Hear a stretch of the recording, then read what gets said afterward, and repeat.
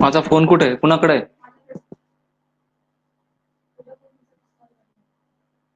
Hello. Hello. Yes, Dr. Niraj. Yes. Good मेरी morning. आवाज। हाँ, गुड मॉर्निंग। मेरी आवाज सुनाई दे रही है सबको? हाँ जी, सुनाई दे रही है और स्टार्ट कर सकते हैं। या गुड। तो सब जो वैद्यवर्य हैं और कुछ रुग्ण वर्ग हैं उनको मैं प्रणाम करता हूँ।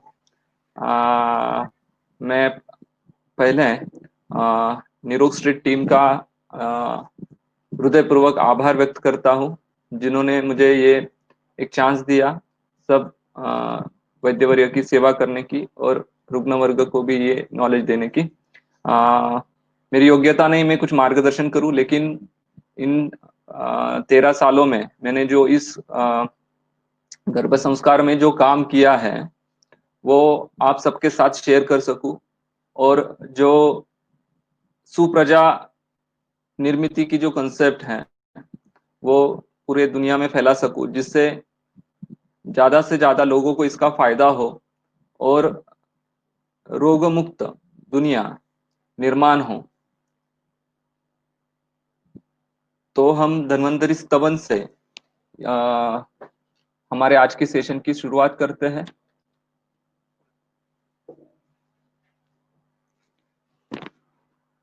ओम धम धन्वंतरये नमः।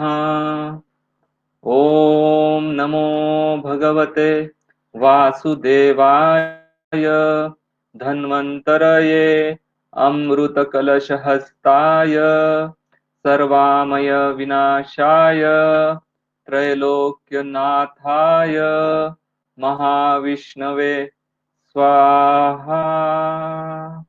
ओम अज्ञानतिमिरन्धस्य ज्ञानाञ्जनशलाकया चक्षुरुन्मिलितं येन तस्मै श्रीगुरवे नमः।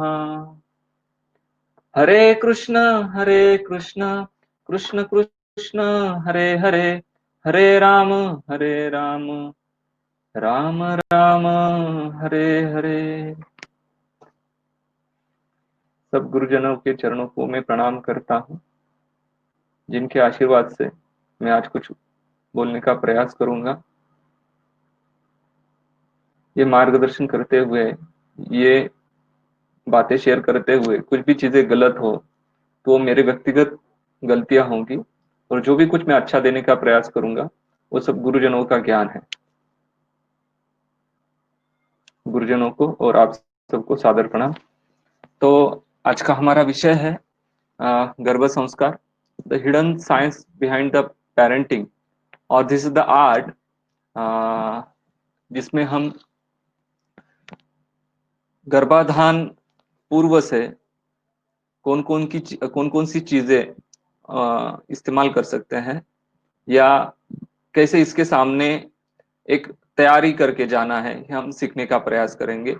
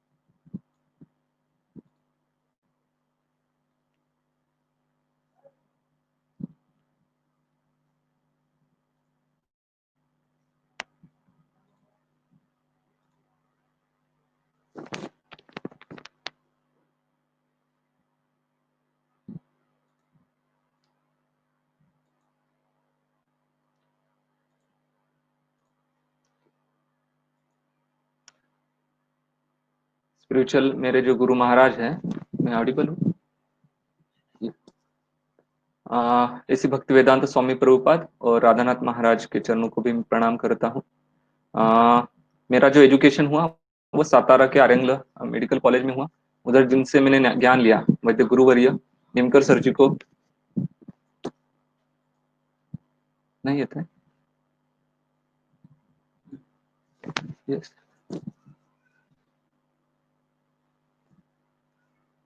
गुरुवर्य निमकर सर जी और मेहता सर जी को मैं नमन करता हूं।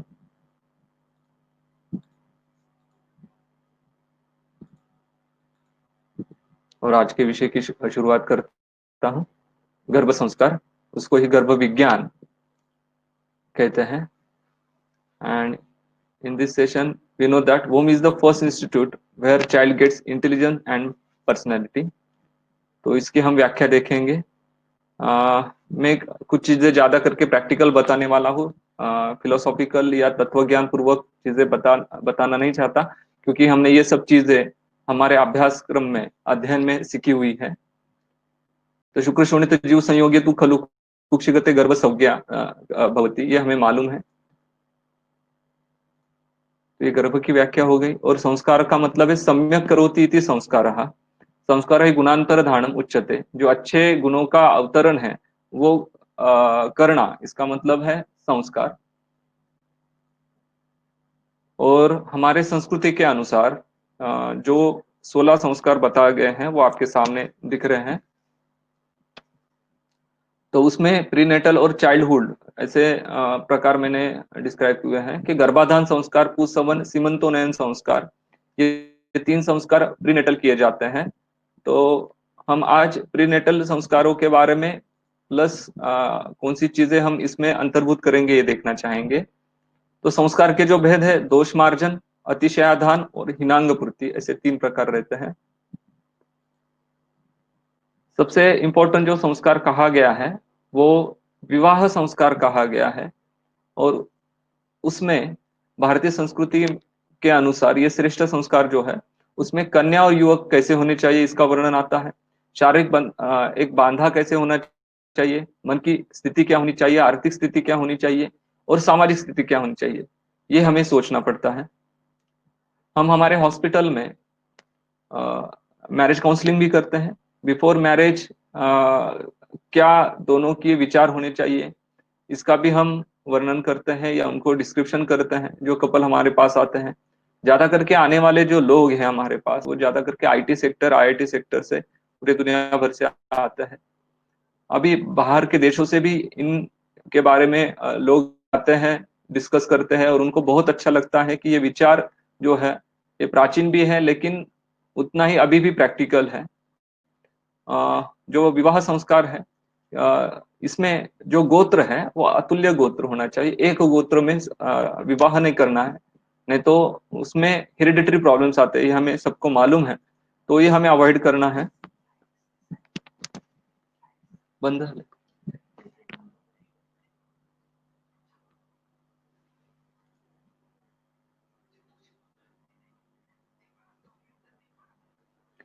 हेलो कोहली मैडम, मैं ऑडिबल हूँ और स्क्रीन दिख रही है?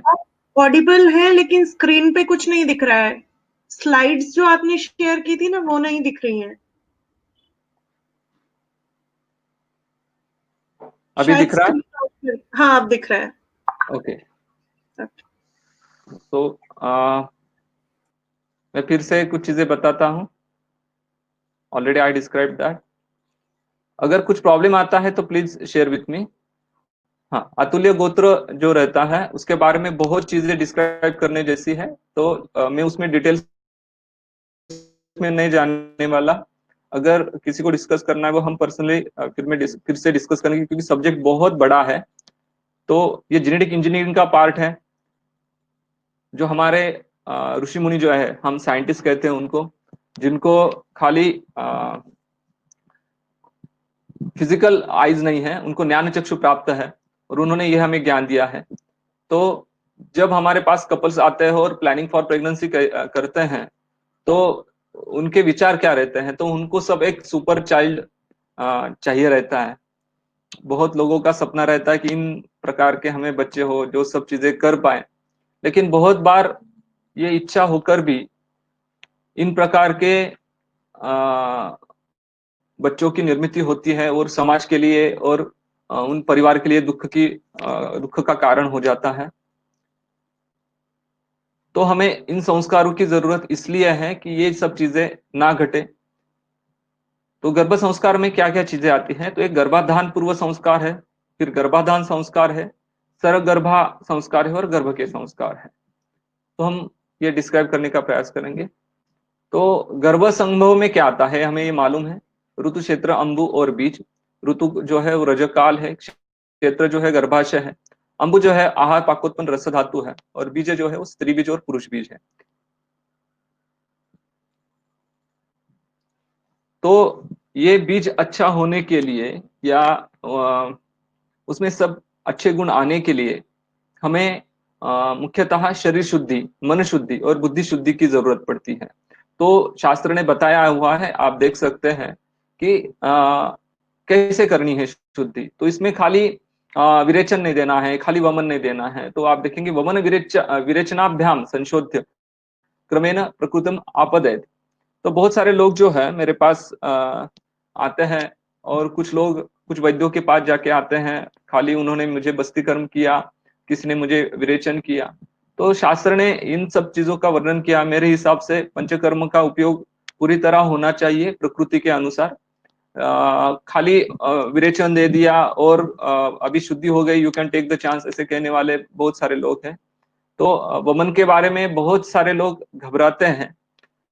तो मेरे पास, मेरे हॉस्पिटल में अभी तक 5000 से भी ज्यादा वमन हुए हैं, और ज्यादा करके मैं कपल्स में ही ये करवाता हूँ।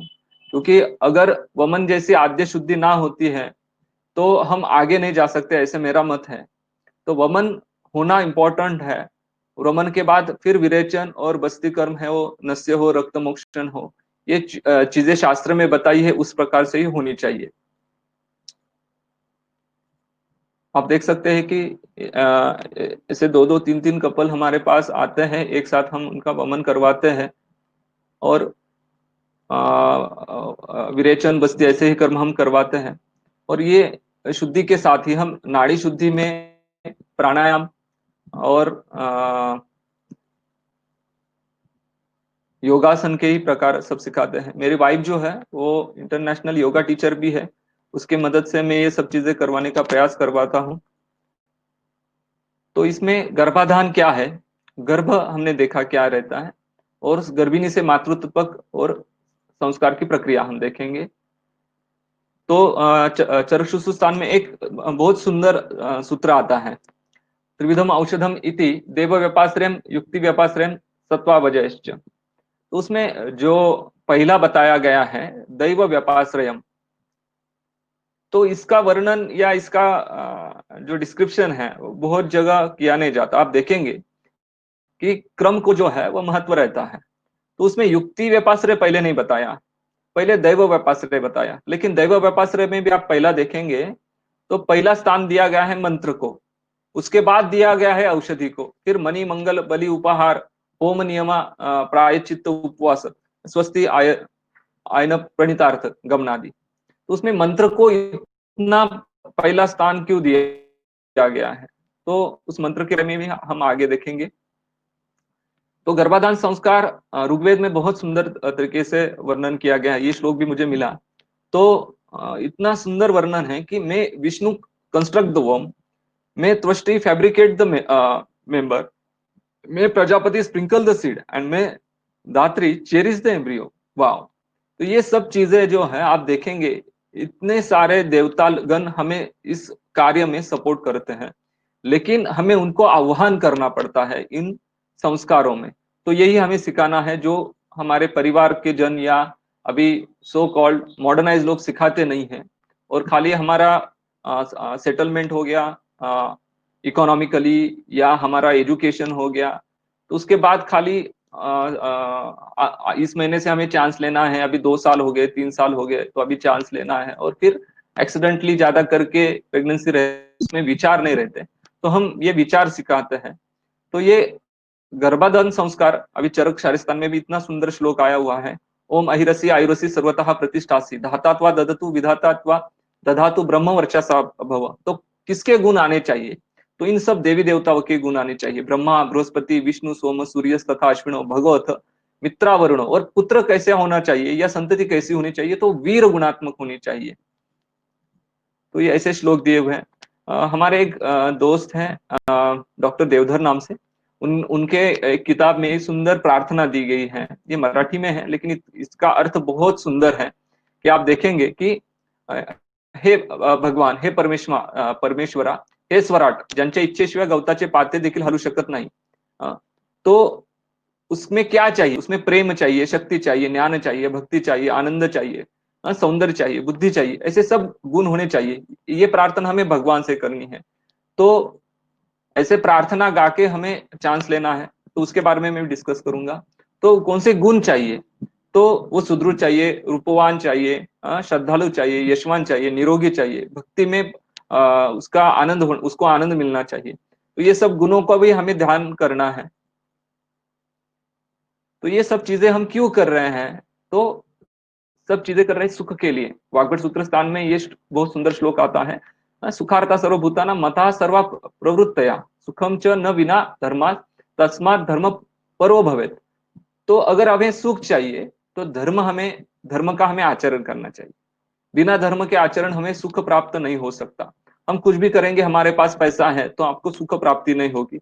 हमारे पास अभी परसों का ही उदाहरण है, सब पैसा था, सब चीजें थी, लेकिन धर्म पर ना होते हुए होने के कारण या धर्म की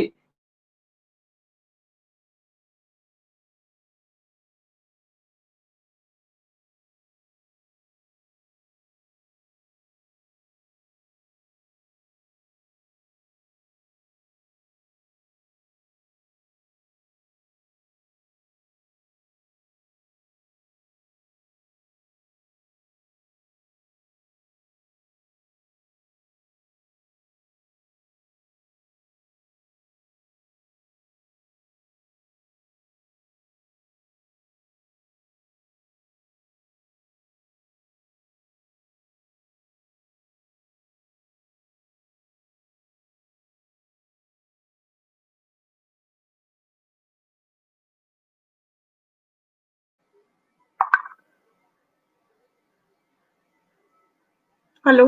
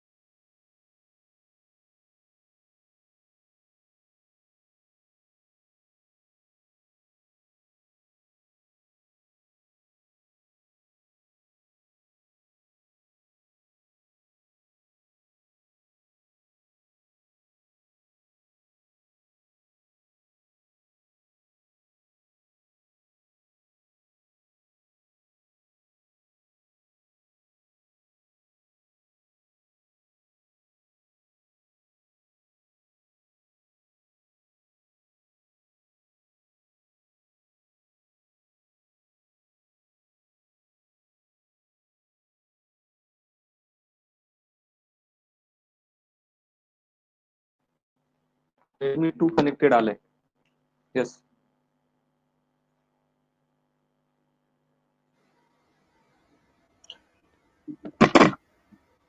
बोलिए हेलो. मैम. हाँ जी डॉक्टर नीरज, बीच में आपका आवाज और स्क्रीन बंद हो गया था. कुछ तो नेट इशू है. हाँ, अभी तो available हो. स्टार्ट. हाँ जी. हाँ. सो मैं अभी स्क्रीन नहीं दिख रही है हमें. हाँ, स्क्रीन मुझे बाद में दिखाता हूँ. पहले मैं कुछ चीजें ठीक. डिस्कस करता हूँ. Okay okay, thank you.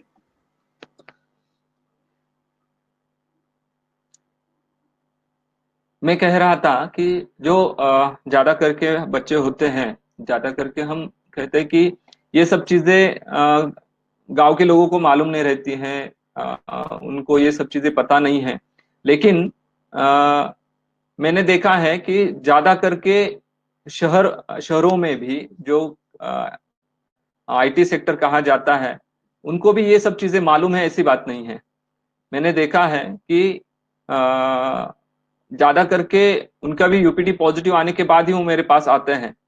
तो ये ज्ञान होना, ये चीजें समझना अ, बहुत इंपॉर्टेंट है. क्योंकि क्या हो गया है कि ये किसी से डिस्कस नहीं होता है. जो भी परिवार मेरे पास आते हैं उनको मैंने पूछा कि ये किसी ने आपको बताया था. मैंने सब काउंसलिंग होने के बाद 2-2.5 घंटे का मैं काउंसलिंग करता हूँ, डिस्कस करता हूँ परिवार से. और मैं पूछता हूँ ये ज्ञान आपको किसी ने दिया क्या. तो वो कहते हैं कि कभी नहीं, मेरे माता पिता ने मुझसे कभी डिस्कस नहीं किया. और मेरे भाई बहन ने भी डिस्कस नहीं किया. डॉक्टर के तो सवाल ही नहीं आता, डॉक्टर को तो 2 मिनट ही टाइम रहता है. तो फिर ये हमारे से डिस्कस कौन करेगा, ये हमें बताएगा कौन. शादी तो कर बैठे हैं. तो जिसकी हमने राह देखी 25-25 साल, उस चीजों के बारे में हमें मालूम नहीं है, तो हम ये चीजें करने का प्रयास कैसे कर पाएंगे. मेरे कहने का मतलब ये है कि जैसे हम ग्रेजुएशन कर रहे हैं, हम बीएमएस कर रहे हैं, हम डॉक्टर हो रहे हैं, इसके बारे में हमने पहले 12 साल तक पढ़ाई की. 12 साल के बाद हमने सीईटी दी, हमने एंट्रेंस एग्जाम दी, उसके बाद हम बीएमएस किया. ये सब नॉलेज होने के बाद हम डॉक्टर होते हैं. लेकिन माता पिता होने के लिए आपके पास क्या सर्टिफिकेट है, क्या कोर्स आपने किया हुआ है. तो खाली माता पिता को देख के हम बड़े होते आए हैं, और उनका झगड़ा देख के या आस पड़ोस का झगड़ा देख के हम ये समझते हैं कि बाबा जो गर्भ संस्कार ही ऐसी चीज रहती है. लेकिन गर्भाधान संस्कार के बारे में ये चीजें कौन डिस्कस करेगा. ये तो गुप्त रूप में रहते हैं, कोई एक दूसरे से डिस्कस नहीं करते. बाबा हमने ऐसे चांस लिया, हमने इस दिशा में सर रखा था, और इस पोजीशन में हमने चांस लिया. ये चीजें तो डिस्कस भी नहीं होती. अगर ये डिस्कस करता है कोई तो वो लज्जास्पद रहता है. तो फिर ये बताएगा कौन. तो मेरे कहने का मतलब है कि ये अगर माता पिता नहीं बोल रहे हैं, कोई फ्रेंड्स नहीं कह रहे हैं, तो ये जो कहने का काम है ये डॉक्टर का है. अगर ये वैद्य नहीं करेगा तो समाज में जो रोग आ रहे हैं, जो डिसीज आ रहे हैं, उसको भी हमें ही सॉल्व करना पड़ने वाला है. तो पहले डिसीज हम क्रिएट कर रहे हैं, क्योंकि हम हमारी जिम्मेदारी ठीक से फॉलो नहीं कर रहे हैं, या उसको आगे नहीं लेके जा रहे हैं. तो फिर ये डिसीज का सॉल्वेशन भी हमें ही करना पड़ता है. तो अगर हम शुरू से ये डिसीज ना हो, इसलिए अच्छी तरह से गर्भ संस्कार का मार्गदर्शन करते हैं, तो समाज में ये उपद्रव नहीं आएंगे.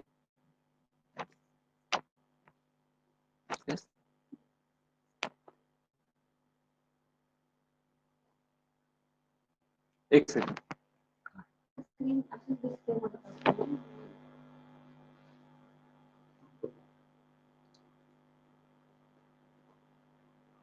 स्क्रीन मोठी कशी करायची.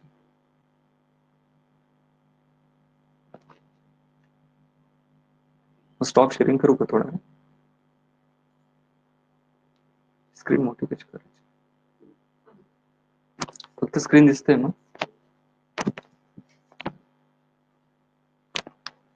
सो तो ये वैद्य का काम है इन सब चीजों के बारे में समझाना। बट ये वैद्य को ये चीजें मालूम है क्या? मेरे पास इतने डॉक्टर्स आते हैं कि सर हम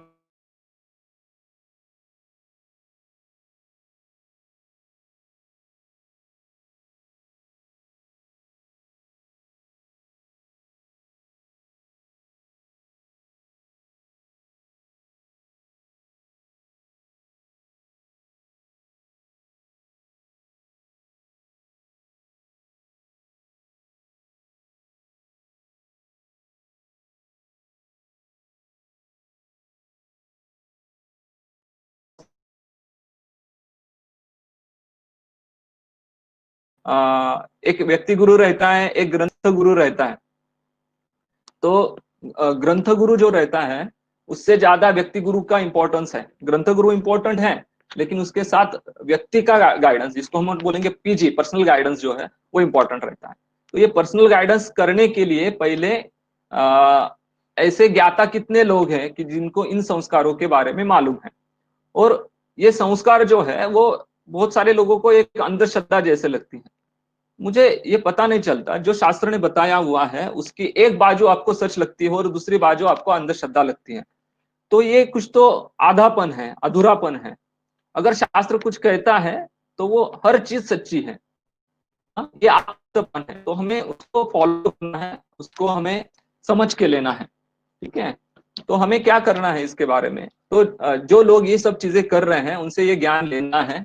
अभी मैंने भी इसके बारे में बहुत सारी किताबें पढ़ी, बहुत सारे जो लोग हैं उनसे ये डिस्कस किया, और फिर हम ये सब चीजें जब मेरी शादी हुई 2013 से, ये सब चीजें मैंने ज्यादा मात्रा में करना शुरू किया। तब तक मैं ऑर्थोपेडिक और बाकी स्किन डिसीज में बहुत सारा काम करता था। लेकिन मैंने देखा कि बहुत सारे पेशेंट मेरे पास जो आ रहे हैं वो बच्चों के बारे में, या बच्चों को भी बड़े बड़े डिसीज दिख रहे हैं अभी, जिनका एज 35 है, 30 है, उनको बचपन में कुछ प्रॉब्लम थे, वो अभी भी सफर कर रहे थे। ऐसे मुझे दिखा, तो मुझे एक समझ में आया कि रूट कॉज जो है वो गर्भ संस्कार में आ रहा है। मेरे पास बहुत सारे कैंसर पेशेंट भी आते हैं, तो उनको भी मैंने देखा कि गर्भ संस्कार के वक्त या गर्भवती माता ने जो कष्ट लिए हैं, जो टेंशन लिया है, स्ट्रेस लिया है, उसके वजह से भी आगे जाके उन बच्चों को बहुत सारे प्रॉब्लम सफर करने पड़ रहे हैं। तो हमें पहले क्या करना है कि आ, इन सब चीजों से इन सब चीजों का पहले मार्गदर्शन उनको देना है। तो ये मार्गदर्शन कैसे दिया जाए?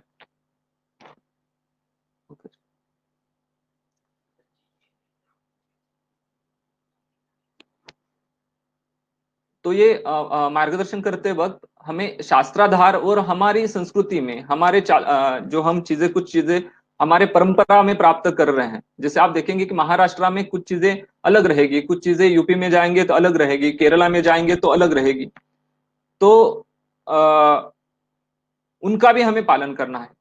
अभी कुछ मंत्र जैसे ओम अहिरस्य आयुरस्य, आपने मंत्र देखा, ये जो मंत्र है ये शास्त्र में दिया है। लेकिन ये मंत्र अगर कुछ किन लोगों को मालूम नहीं है, तो भी हमारे संस्कृति में ऐसे कुछ मंत्र दिए गए हैं जो हम बचपन से या हमारे संस्कृति में पहले से गाते आए हुए हैं। फॉर एग्जाम्पल, हमारे महाराष्ट्र में राम रक्षा है, हनुमान स्तोत्र है, गणपति स्तोत्र है। ये सब चीजें हम बचपन से गा रहे हैं या माता पिता हमें सिखा रहे हैं। तो ये सब चीजें हम अगर नित्य क्रम में करते हैं, उसको हम साधना कहते हैं। तो ये हमारे शरीर पे, मन पे, बुद्धि पे बहुत अच्छे संस्कार करते हैं। और ये माता पिता ऐसे संस्कारों वाले मन से इच्छा धारण करते हैं, तो उसी संस्कारों का बीज जो है वो प्रवेश करता है। एक बात याद रखिए कि माता और पिता का बीज एक साथ आके खाली संतति उत्पत्ति नहीं होती। उसमें जीव की जो उत्पत्ति है या जीव का जो प्रवेश है, उसके लिए एक सॉकेट फॉर्म होना पड़ता है। जो सॉकेट जो है वो इच्छा से आता है। आप दोनों जो जिस इच्छा से एक साथ आ रहे हैं, वो इच्छा उस संतति को अट्रैक्ट करती है। फॉर एग्जाम्पल, ये जो आपके सामने अभी एक पेन में रख रहा हूं, इस पेन को इसकी क्या ही सूट होने वाली है, दूसरे पिन की कैप सूट नहीं होने वाली। तो वो सॉकेट फॉर्म करने की जवाबदारी, ये सूट होने की जवाबदारी जो है या जिम्मेदारी जो है वो माता पिता की है। तो उनको वो इच्छाएं सिखाना यही हमारा काम है। बहुत बार क्या होता है कि ये इच्छा जो है वो ही हमारे हाथ में है, ये बताना कैसे है। तो मंत्र का मतलब जो है मनस्त्रायते इति मंत्रः, मन को जो बल देता है, मन के जो बुरी चीजें उससे जो रक्षण करता है वो मंत्र है। तो ये सब जो चीजें शास्त्र में दी है उस मंत्र से मन का बल बढ़ता है, मन में उस प्रकार की इच्छाएं धारण होती है। और अगर उस इच्छा से वो एक साथ आते हैं एक विधि पूर्वक एक तिथि पे, तो ही फिर अच्छी संतति हो सकती है। तो वरना हम जो आप देखेंगे कि एक बार दुर्योधन के गुणों वाला बेटे ने प्रवेश कर लिया, उस जीव के गुणों ने प्रवेश कर लिया, तो उसको हम अर्जुन बनाना नामुमकिन है। तो ये बात आप समझ रहे हैं कि एक बार उस जीव ने प्रवेश कर लिया, गर्भाधान संस्कार हो गया, और उसके बाद लोग क्या करते हैं, XYZ बहुत बड़े बड़े लोग हैं, उनके बड़े बड़े किताबें हैं, मैं उनका नाम नहीं लूंगा, उन्होंने बहुत अच्छा काम आयुर्वेद के प्रति किया है। और वो बुक्स लेते हैं, बुक्स पढ़ने का प्रयास करते हैं, सामने कबीर सिंह जैसा मूवी लगाते हैं और संस्कार करने का प्रयास करते हैं। ये कभी नहीं हो सकता। एक बात याद रखिए, जितना ऑडियो इम्पैक्ट होता है, जब पढ़ के इम्पैक्ट होता है, उससे ज्यादा जो इम्पैक्ट होता है मन पे वो ऑडियो विजुअल इम्पैक्ट होता है। ऑडियो विजुअल इम्पैक्ट का मतलब क्या है कि जब हम कुछ चीजें टीवी में स्क्रीन में या यूट्यूब पे देखते हैं तो वो ज्यादा जल्दी हृदय में प्रवेश करते हैं और हमारे मन पे उसका इफेक्ट होता है। आप कौन सा भी मूवी लीजिए, मूवी आता है तो वैसे पूरे दुनिया इंडिया में देखेंगे ज्यादा करके तो हेयर स्टाइल बन जाती है, ड्रेस कोड बन जाता है। तो वैसे ही कुछ लोगों का बिहेव भी वैसे होना स्टार्ट होता है। तो इतना इम्पैक्ट अगर टीवी का है, वो ऑडियो विजुअल चीजों का है, तो उतना ही प्रभाव हमें हमारे गर्भ पे भी होने वाला है। तो हम जब जब कोई किताब पढ़ रहे हैं तो उसके साथ जो चीजें देख भी रहे हैं या न्यूज चैनल देख रहे हैं उसका भी प्रभाव बच्चे पे होने वाला है।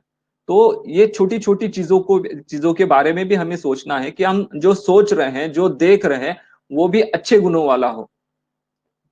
तो हमने हमारे हॉस्पिटल में एक 200 GB तक ऐसा ऑडियो विजुअल एक किट फॉर्म किया है, जो चीजें हम माता को इन गर्भ संस्कार के दौरान देते हैं। कुछ ऑडियो है, कुछ चीजें पढ़ने के बारे में है। तो ऐसे नहीं कि जो पुरानी चीजें हैं वही हमने पढ़नी चाहिए, लेकिन कुछ नए नए भी बुक्स है, उसकी भी लिस्ट हम आगे देखेंगे कि हम कर सकते हैं। तो ये गर्भाधान संस्कार के बारे में बहुत ज्यादा डिस्कस होने वाली बात है और हम बहुत सारे घंटे इसमें बिता सकते हैं, लेकिन मैं कुछ चीजें शॉर्ट में बताने का प्रयास करूंगा।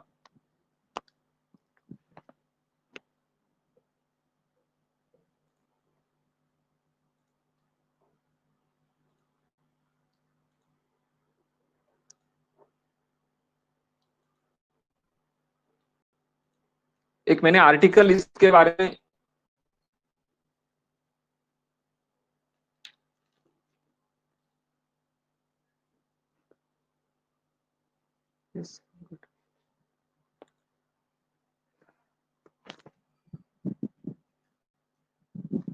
कनेक्ट नहीं है, कनेक्टेड दिखाता है। हेलो, कोहली मैडम, मैं ऑडिबल हूँ जी, आपकी आवाज सुनाई दे रही है और दिख भी रहा है। कि दूसरे? हाँ, ठीक है, क्योंकि मैंने दूसरा लैपटॉप भी ऑन करके रखा है जिसमें डिस्कनेक्शन दिखा रहा था, इसलिए मैंने पूछा। ठीक है, नहीं, तो आपकी हम आगे आवाज जाते हैं। सुनाई दे रही है और सब क्लियर भी दिख रहा है। Good good, thank you.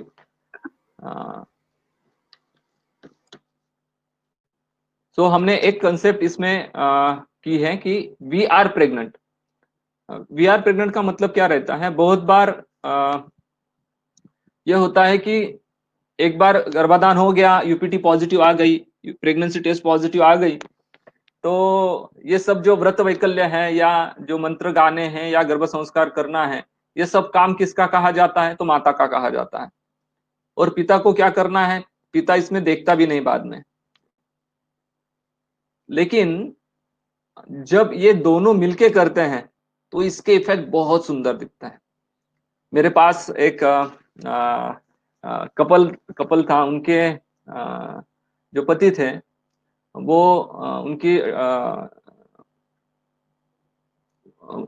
जो ड्यूटी थी वो कोल्हापुर में थी और उनकी वाइफ जो थी वो सासवड़ में थी। और जब माँ को पेट में हलचल स्टार्ट हुई, एक्टिविटी स्टार्ट हुई 5th मंथ में, तो वो रात को बहुत तकलीफ होती थी माँ को, बच्चा सोने नहीं देता था। तो उस वक्त जो पति थे वो उधर से कॉल करते थे, वो मोबाइल स्पीकर पे रखती थी और एक गाना भगवान के संदर्भ में था, वो गाते थे और उसके बाद वो शांत सोता था। ये कंटिन्यू होने के बाद, उनकी डिलीवरी होने के बाद भी जब तक पिताजी ये गाना नहीं गाते थे तब तक वो बच्चा सोता नहीं था। तो आप समझ सकते हैं कि माँ के साथ पिता का भी जो संबंध है उतना स्ट्रांग रहता है। और अगर ये दोनों मिलके करते हैं ये गर्भ संस्कार, तो ये वी आर प्रेग्नेंट कंसेप्ट जो है वो आगे जा सकती है। और इन सब चीजों में उस पत्नी को जो तकलीफें होती रहती है, हेवीनेस रहना है, यूरिन को बार बार जाना पड़ना है, कमर दुखना है, हाँ, बहुत तकलीफें होती रहती है। अगर इन सब चीजों में पति का अगर उसको सहयोग मिलता है तो वो खुश रहती है, उसको तकलीफ होते हुए भी। तो पति का सपोर्ट रहना बहुत इंपॉर्टेंट है इन सब चीजों में।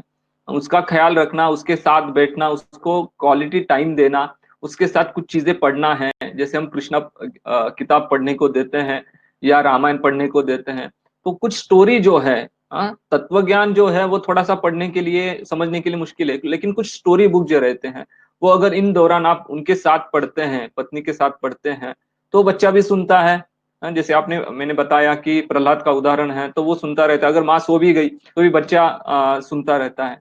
तो ये अगर दोनों मिलके करते हैं तो ये बहुत आनंद देने वाली चीज होती है। तो मैंने बताया कि ये वी आर प्रेग्नेंट कंसेप्ट है। आप देख सकते हैं ये बहुत सुंदर एक फोटो है जिसमें पेंटिंग है कि जिसमें माँ पेट से प्रेग्नेंट है, लेकिन जो पति है वो दिमाग से प्रेग्नेंट रहता है। अभी क्या होता है, डिलीवरी हो जाती है 9 महीनों में, लेकिन पति जो है वो जिंदगी भर के लिए प्रेग्नेंट रह जाता है, क्योंकि जिम्मेदारी जो है वो जिंदगी भर उसको संभालनी पड़ती है। और वो खाली बच्चे की नहीं, माँ की भी संभालनी पड़ती है। तो वी आर प्रेग्नेंट कंसेप्ट में अगर दोनों की, ये मन की और बुद्धि की तैयारी अगर होती है, तो पति को आगे जाके इन सब चीजों की तकलीफ नहीं होती है। शास्त्र में एक बहुत अच्छे श्लोक आते हैं पति के बारे में कि खाली पत्नी की जिम्मेदारी नहीं है, पति की भी उतनी जिम्मेदारी। इसमें आपको क्या करना है, अ, पति ने कुछ जो संस्कार के श्लोक बताए हुए हैं, जो हम बताते हैं, आगे उसका डिस्क्रिप्शन आएगा, वो एक साथ सुबह और रात को सोते समय उसके साथ गाने हैं। साथ ही उसके नाड़ी पे हाथ रखे महामृत्युंजय मंत्र है, गायत्री मंत्र है, ये अगर वो गाते हैं तो उसका भी प्रभाव बहुत अच्छा रहता है। या पेट पे रख के अगर कुछ मंत्र, हाथ रख के कुछ मंत्र गाते हैं तो उसके भी बहुत अच्छे रिजल्ट हमें मिलते हैं। तो आ,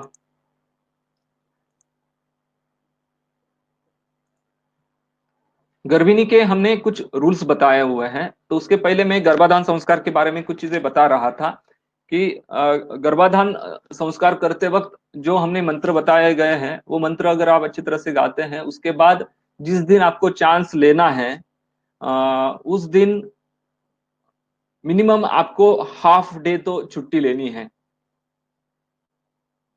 ये क्यों, ये मैं बताता हूं। क्योंकि जिस दिन आपने शादी की, जो कपल है उसने शादी की, उस दिन मिनिमम उन्होंने एक दिन पहले मिनिमम छुट्टी ली रहती है। ज्यादा करके लोग 15-15 दिन छुट्टी लेते हैं, लोगों को छुट्टी लेके बुलाते हैं और शादी पे सब लोग आते हैं, हजारों लोग आते हैं। लेकिन जब गर्भाधान संस्कार इतना बड़ा संस्कार है, एक जीव हमारे कुल में, हमारे परिवार में प्रवेश कर रहा है, तो दिन भर हम थके भागे आते हैं, ड्यूटी करते हैं, बॉस की तकलीफ सहन करते हैं, पत्नी दिन भर थकी भागी रहती है, और शाम जब आप में कोई उत्साह नहीं है, लेकिन अभी चांस लेना है तो लेना है, या एक खाली इच्छा हो गई इसलिए आपने चांस लिया, और फिर जो बच्चा पैदा हुआ उसमें पहली बात जो थकावट है, मानसिक रूप से, बौद्धिक रूप से, ये खाली आई, और उसमें प्रेम ना आते हुए हैं, एक वासना खाली आ गई।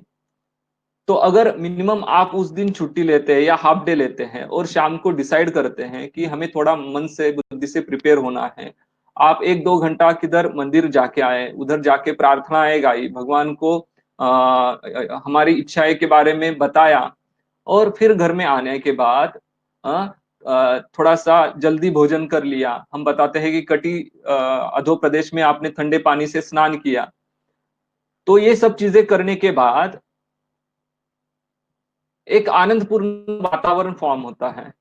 यस, हमने उसको क्वालिटी टाइम दिया हुआ है। अगर हम रात को 9 साढ़े 9 बजे ऑफिस से आते हैं, उसके बाद आते हैं, उसके बाद चांस लेते हैं, तो उसमें कोई आनंद नहीं आता है। खाली एक थकावट रहती है, खाली एक ऑफिशियल ड्यूटी करना है, ऐसे रहता है। तो इसके बारे में आपको विचार पूर्वक उसके लिए टाइम देना है। तो अगर आप इस प्रकार से शाम को जल्दी आते हैं, एक दूसरे को टाइम देते हैं, और उसके बाद इस प्रकार से चांस लेने से पहले मानसिक रूप से, शारीरिक रूप से तैयारी करते हैं, स्नान करते हैं, उसके बाद अच्छे वस्त्र परिधान करते हैं। मैं नहीं बोल रहा हूँ कि आप नए वस्त्र परिधान करो, लेकिन मिनिमम जो नाइट क्लॉथ्स आप पहनने वाले हो, मिनिमम धोए हुए हो। ज्यादा करके वो श्वेत रंग के हो, व्हाइट कलर के हो तो अच्छा रहेगा। हम जो बेडशीट यूज कर रहे हैं वो भी धोया हुआ, नीट एंड क्लीन हो। जो रूम में आप संग करने वाले हो, एक साथ आने वाले हो, वो फ्रेश हो। उधर थोड़ा सा अच्छा जो रूम फ्रेशनर है वो यूज कीजिए, कुछ गंध वाले अगरबत्ती है, धूप है, वो जलाओ। और जो कुछ एक सॉफ्ट संगीत है, या कुछ मंत्रोच्चार है, ऐसा कुछ संगीत लगाओ जिससे आपका मन प्रसन्न हो। लेकिन इसका कोई टेंशन नहीं लेना, ये कुछ चीज अलग है ऐसे नहीं करना है। लेकिन करते वक्त एक अच्छी भावना हृदय में प्रकट होनी चाहिए। हमें एक दूसरे को वंदन करना चाहिए। इसमें क्या रहता है, अगर पति पत्नी एक दूसरे को वंदन करते हैं, तो इसमें हमारे एक दूसरे का रिस्पेक्ट बढ़ता है। हमें मालूम होगा कि पत्नी पति के चरणों का स्पर्श करके उससे आशीर्वाद मांगती है, क्योंकि जो माता है वो माता बनने से पहले वो पहले एक संस्कार होके माता बनती है। उसके लिए पति का ही आशीर्वाद रहता है। वो पति का आशीर्वाद उसे अगर प्राप्त करना है तो पति को आशीर्वाद देना चाहिए। इसलिए पति के चरणों को स्पर्श करके अगर पति उसको आशीर्वाद देता है, शुभम भवतु, कल्याणम भवतु, और सदा सौभाग्यवती भव, ऐसे कुछ आशीर्वाद उसको देता है, पुत्रवती भव, या ऐसे जो कुछ आशीर्वाद हमारे यहाँ दिए जाते हैं, तो वो देने भी इम्पोर्टेंट है। अगर वो आप देते हैं मन से, हृदय से, तो एक दूसरे के प्रति एक प्रकार का रिस्पेक्ट फॉर्म होता है। पति भी एक लक्ष्मी रूप है, आप नारायण रूप है, इस रूप से आप एक दूसरे को देखते हैं। तो इस रूप में भी हमें एक अच्छे संतति के आह्वान हम कर सकते हैं। तो जो दिशा देखनी है जब आप चांस ले रहे हैं, वो एक तो पूर्व दिशा किस तरफ आपको सर करना है, और या दक्षिण की तरफ करना है। नॉर्थ की तरफ सर नहीं करना है, क्योंकि दक्षिण दिशा जो है पितरों का स्थान है, उधर हमें कभी भी पैर करने नहीं रहते, अपमान होता है। तो दक्षिण दिशा या पूर्व, इस तरफ सर करके हमें चांस लेने को कहना है उनको। और उसके बाद अ,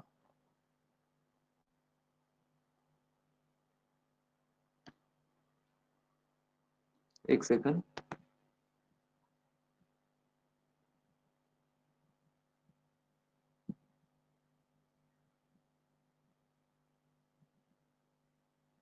कुछ क्वेश्चन आए हुए हैं, उस क्वेश्चन जो है हम बाद में डिस्कस करेंगे। अभिमन्यु के बारे में पूछा गया है कि मास हो गए इसके वजह से वो सुन नहीं पाया। बराबर है उनका भी क्वेश्चन, क्योंकि अगर आप जागरूक अवस्था में करते हैं तो उसका इफेक्ट ज्यादा रहता है। लेकिन कुछ चीजें ऐसी कही गर्भ संगीत के बारे में, माँ सोई भी है तो भी अगर संगीत चालू रखते हैं तो उसका भी पॉजिटिव इम्पैक्ट रहता है। मुझे कहने का मतलब ऐसी बात नहीं है कि सोए हुए सब गर्भ संस्कार करने हैं। जागरूक अवस्था में मन दे के या ध्यान दे के अगर आप कुछ संस्कार करते हैं तो उसके इम्पैक्ट ज्यादा रहता है। तो क्वेश्चन इज राइट, बट मेरे कहने का तात्पर्य यह है कि अगर वो सोती भी है तो उसके भी अच्छे रिजल्ट मिलते हैं, अगर जागरूक अवस्था में करेंगे तो डबल अच्छे रिजल्ट मिलते हैं। ठीक है। तो हम चांस के बारे में कह रहे थे। पूर्व की तरफ या नॉर्थ की तरफ हमें सर करके सोना है, बताना है। और चांस लेते वक्त जो पत्नी रहती है वो अधो प्रदेश में हो, और पति जो है वो ऊपर की तरफ रहना चाहिए। जो बाकी की पोजीशंस बताए गए हैं चांस लेने के काम क्रीड़ा के बारे में, वो क्रीड़ा के लिए हैं, वो गर्भाधान संस्कार के बारे में नहीं है। अगर आप अलग पोजीशन में चांस लेते हैं जिसमें पत्नी ऊपर है या साइड में है, ये सब चीजें जो है वो विकृत संतति बनाती है ऐसे कहा गया है। अगर आप दिन में चांस ले रहे हैं तो वो भी संतति के में दोष निर्माण होते हैं। आपको चांस लेना है तो आपको रात को ही चांस लेना है, वो भी 12 बजे से पहले लेना है। 12 बजे के बाद भूत और पिशाच योनि का काल रहता है, तो उनका इम्पैक्ट उस पर होता है। तो 9 से 12 तक ही आपको रात को चांस लेना है। और उससे पहले ये सब मंत्रोच्चार, अच्छे वस्त्र परिधान करना, एक अच्छा क्लाइमेट फॉर्म करना, दिशा देखना, ये सब चीजें इंपॉर्टेंट हैं। जब आप चांस कंप्लीट करते हैं तो उसके बाद तुरंत एक दूसरे से दूर नहीं होना है। ग्रेविटेशन से जो शुक्र है वो गर्भ के गर्भाशय के अंत तक या तल तक जाना इंपॉर्टेंट है। कभी कभी क्या होता है कि जो योनि है वो सब शुक्र फेंक देती है। जब आप तुरंत बाथरूम में जाते हैं या यूरिनेशन के लिए जाते हैं तो ये शुक्र बाहर फेंका जाता है, तो गर्भाधान नहीं होता है। तो अगर उसी पोजीशन में एक 3-4 मिनट आप दोनों वैसे ही सोते हैं तो वो अंदर तक जाता है और फिर गर्भाधान होने के चांसेस ज्यादा रहते हैं। तो ये हो गया गर्भाधान संस्कार। और जब यूपीटी पॉजिटिव आती है तो उसके बाद के जो चीजें हैं हमने आगे बताई हुई है, ये थोड़े मराठी में आपको मैं हिंदी में बताने का प्रयास करूंगा। इसमें फर्स्ट मैंने बताया हुआ है कि लाल रंग के कपड़े नहीं पहनने हैं। अभी लाल रंग के कपड़े क्यों नहीं पहनने हैं?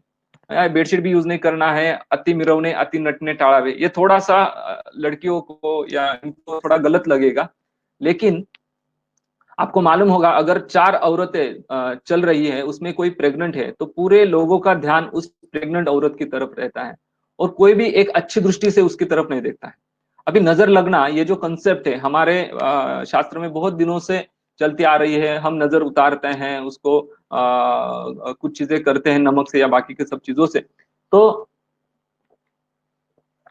सबसे नाजुक अवस्था में प्रेगनेंसी कही गई है और बच्चा कहा गया है, तो उसको नजर लगने के चांसेस या निगेटिव वेव्स जो रहते हैं, बुरी तरीके से देखना या बुरी नजर से देखना, निगेटिव वेव्स जाते हैं माँ की तरफ या बच्चे की तरफ, तो उससे आप देखेंगे कि एबॉर्शन होना कोई जगह से जाता है। अ, जैसे हमारे यहाँ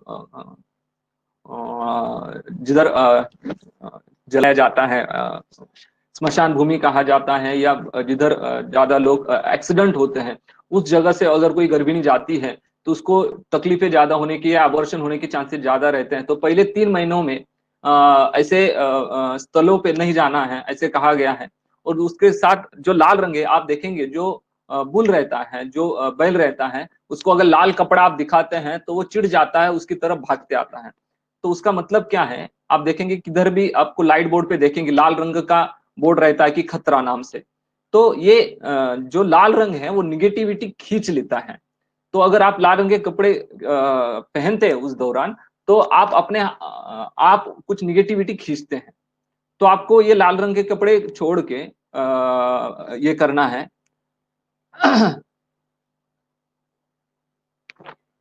लाल रंग के कपड़े जो है वो पहनने नहीं है। उसके साथ अगर आप ज्यादा मेकअप करके या किसी फंक्शन में जाते हैं तो लोगों का ध्यान आपकी तरफ जाके कुछ निगेटिव वेव्स भी फेंके जाते हैं, नकारात्मक दृष्टिकोण बढ़ता जाता है। तो हमें थोड़ा सा सिंपल रहना है। मैं नहीं कह रहा हूँ कि ऐसे बहुत सिंपल रहो, लेकिन लोगों के आंखों में नहीं आना चाहिए हर चीज। तो थोड़ा सा सिंपल रहने का इन दौरान प्रयास करना है। दो पैरों पे ज्यादा देर बैठना नहीं है जिसपे योनि भाग पे जोर आए और योनि स्त्राव हो या एबॉर्शन हो। ज्यादा हेवी चीजें जो रहती है, आपको मालूम होगा कि गर्भी अवस्था में पानी उठाना है, बच्चों को उठाना है या हेवी चीजें उठाना है, ये चीजें अवॉइड करनी है। उसके साथ मैंने बताया गर्भ संवाद जो चीज है, आगे जाके उसका भी डिस्क्रिप्शन होने वाला है। ये पति पत्नी दोनों को मिलके करने हैं।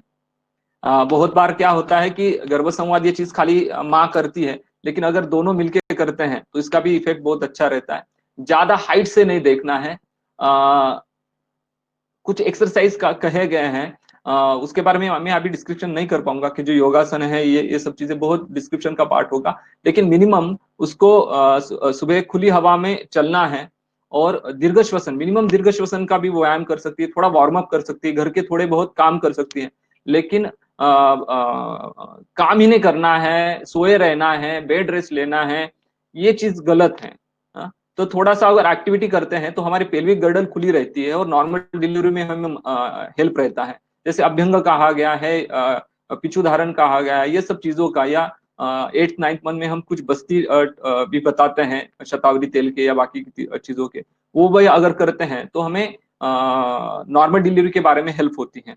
जो कुछ चीजें आप देख रहे हैं इसमें, जो धारावाहिक मैंने बताया, सीरियल्स बताया, उसमें रामायण है, महाभारत है, राजेश छत्रपति है, चाणक्य। आपने देखा होगा कि अभी लॉकडाउन में सबसे ज्यादा प्रेगनेंसी रेट रहा है और सरकार ने सभी यही सीरियल्स दिखाए हुए हैं। तो ये एक गर्भ संस्कार के बारे में हम 6-7 साल से यही सीरियल्स बताते आए हैं। कुछ ग्रंथ हैं जिसमें श्रीमद् भगवत गीता है जो लाइफ प्रोस्पेक्टस है। जीना कैसे है ये हमें जीने से पहले सीखना है, ना कि जीने के बाद। तो बुढ़ापे में भगवत गीता नहीं पढ़नी है, उसको हमारे लाइफ को कैसे जीना है, अच्छी तरह से कैसे जीना है, ये भगवत गीता ऐसे खाली स्पिरिचुअल बुक है ऐसे पढ़ना नहीं है। तो एक प्रोस्पेक्टस है, how to live in this life happily and with the instruction of the God, because उसने क्रिएट किया है तो हमें उनको मालूम है कि कैसे इसको चलाना है, ये शरीर रूपी इंस्ट्रूमेंट को कैसे चलाना है, वही अच्छी तरह से बता सकते हैं। जैसे कोई लैपटॉप है या मोबाइल है, जिसने क्रिएट किया उसको मालूम रहता है कि उसके प्रॉब्लम कैसे सॉल्व करने हैं या उसको कैसे यूज करना है। तो मैनुअल प्रोस्पेक्टस हम पहले पढ़ते हैं फिर वो यूज करते हैं। तो वैसे ही भगवत गीता, ये भागवत, ये लाइफ प्रोस्पेक्टस है। उसको खाली स्पिरिचुअल बुक्स या कोई रिलीजन का बुक ऐसे नहीं देखना है। फॉर एग्जाम्पल बिल गेट्स कोई एक सॉफ्टवेयर फॉर्म करता है और एक पाकिस्तान का आदमी कहता है कि ये मैं नहीं यूज करूंगा क्योंकि ये क्रिश्चियन ने क्रिएट किया है, तो उसको हम पागल कहेंगे। क्योंकि सॉफ्टवेयर जो चीज है वो हर कंप्यूटर के लिए हम यूज कर सकते हैं। वैसे ही भगवत गीता ये हमारे शरीर के लिए, सॉरी, हमारे एक्टिविटी के लिए, हमारे जीवनचर्या के लिए बताया गया बुक है कि how to live in this life. और जिसने ये सृष्टि क्रिएट की है उसकी भी कुछ इच्छा होगी कि ये कैसे हमारे लाइफ स्पैन हमें व्यतीत करना है। तो इसलिए हमें भगवत गीता पढ़नी है।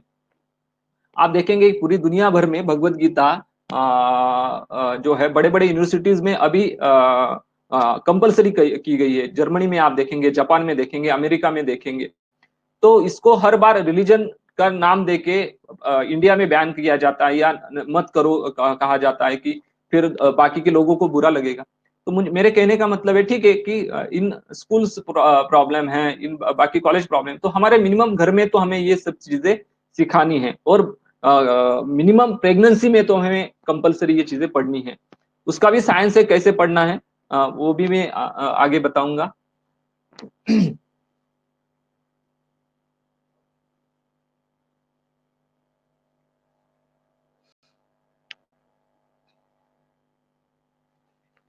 तो मैं अभी भी कुछ क्वेश्चन आ रहे हैं कि रेड कलर जो कहा गया है, रेड कलर और भगवा कलर इसमें फर्क रहता है।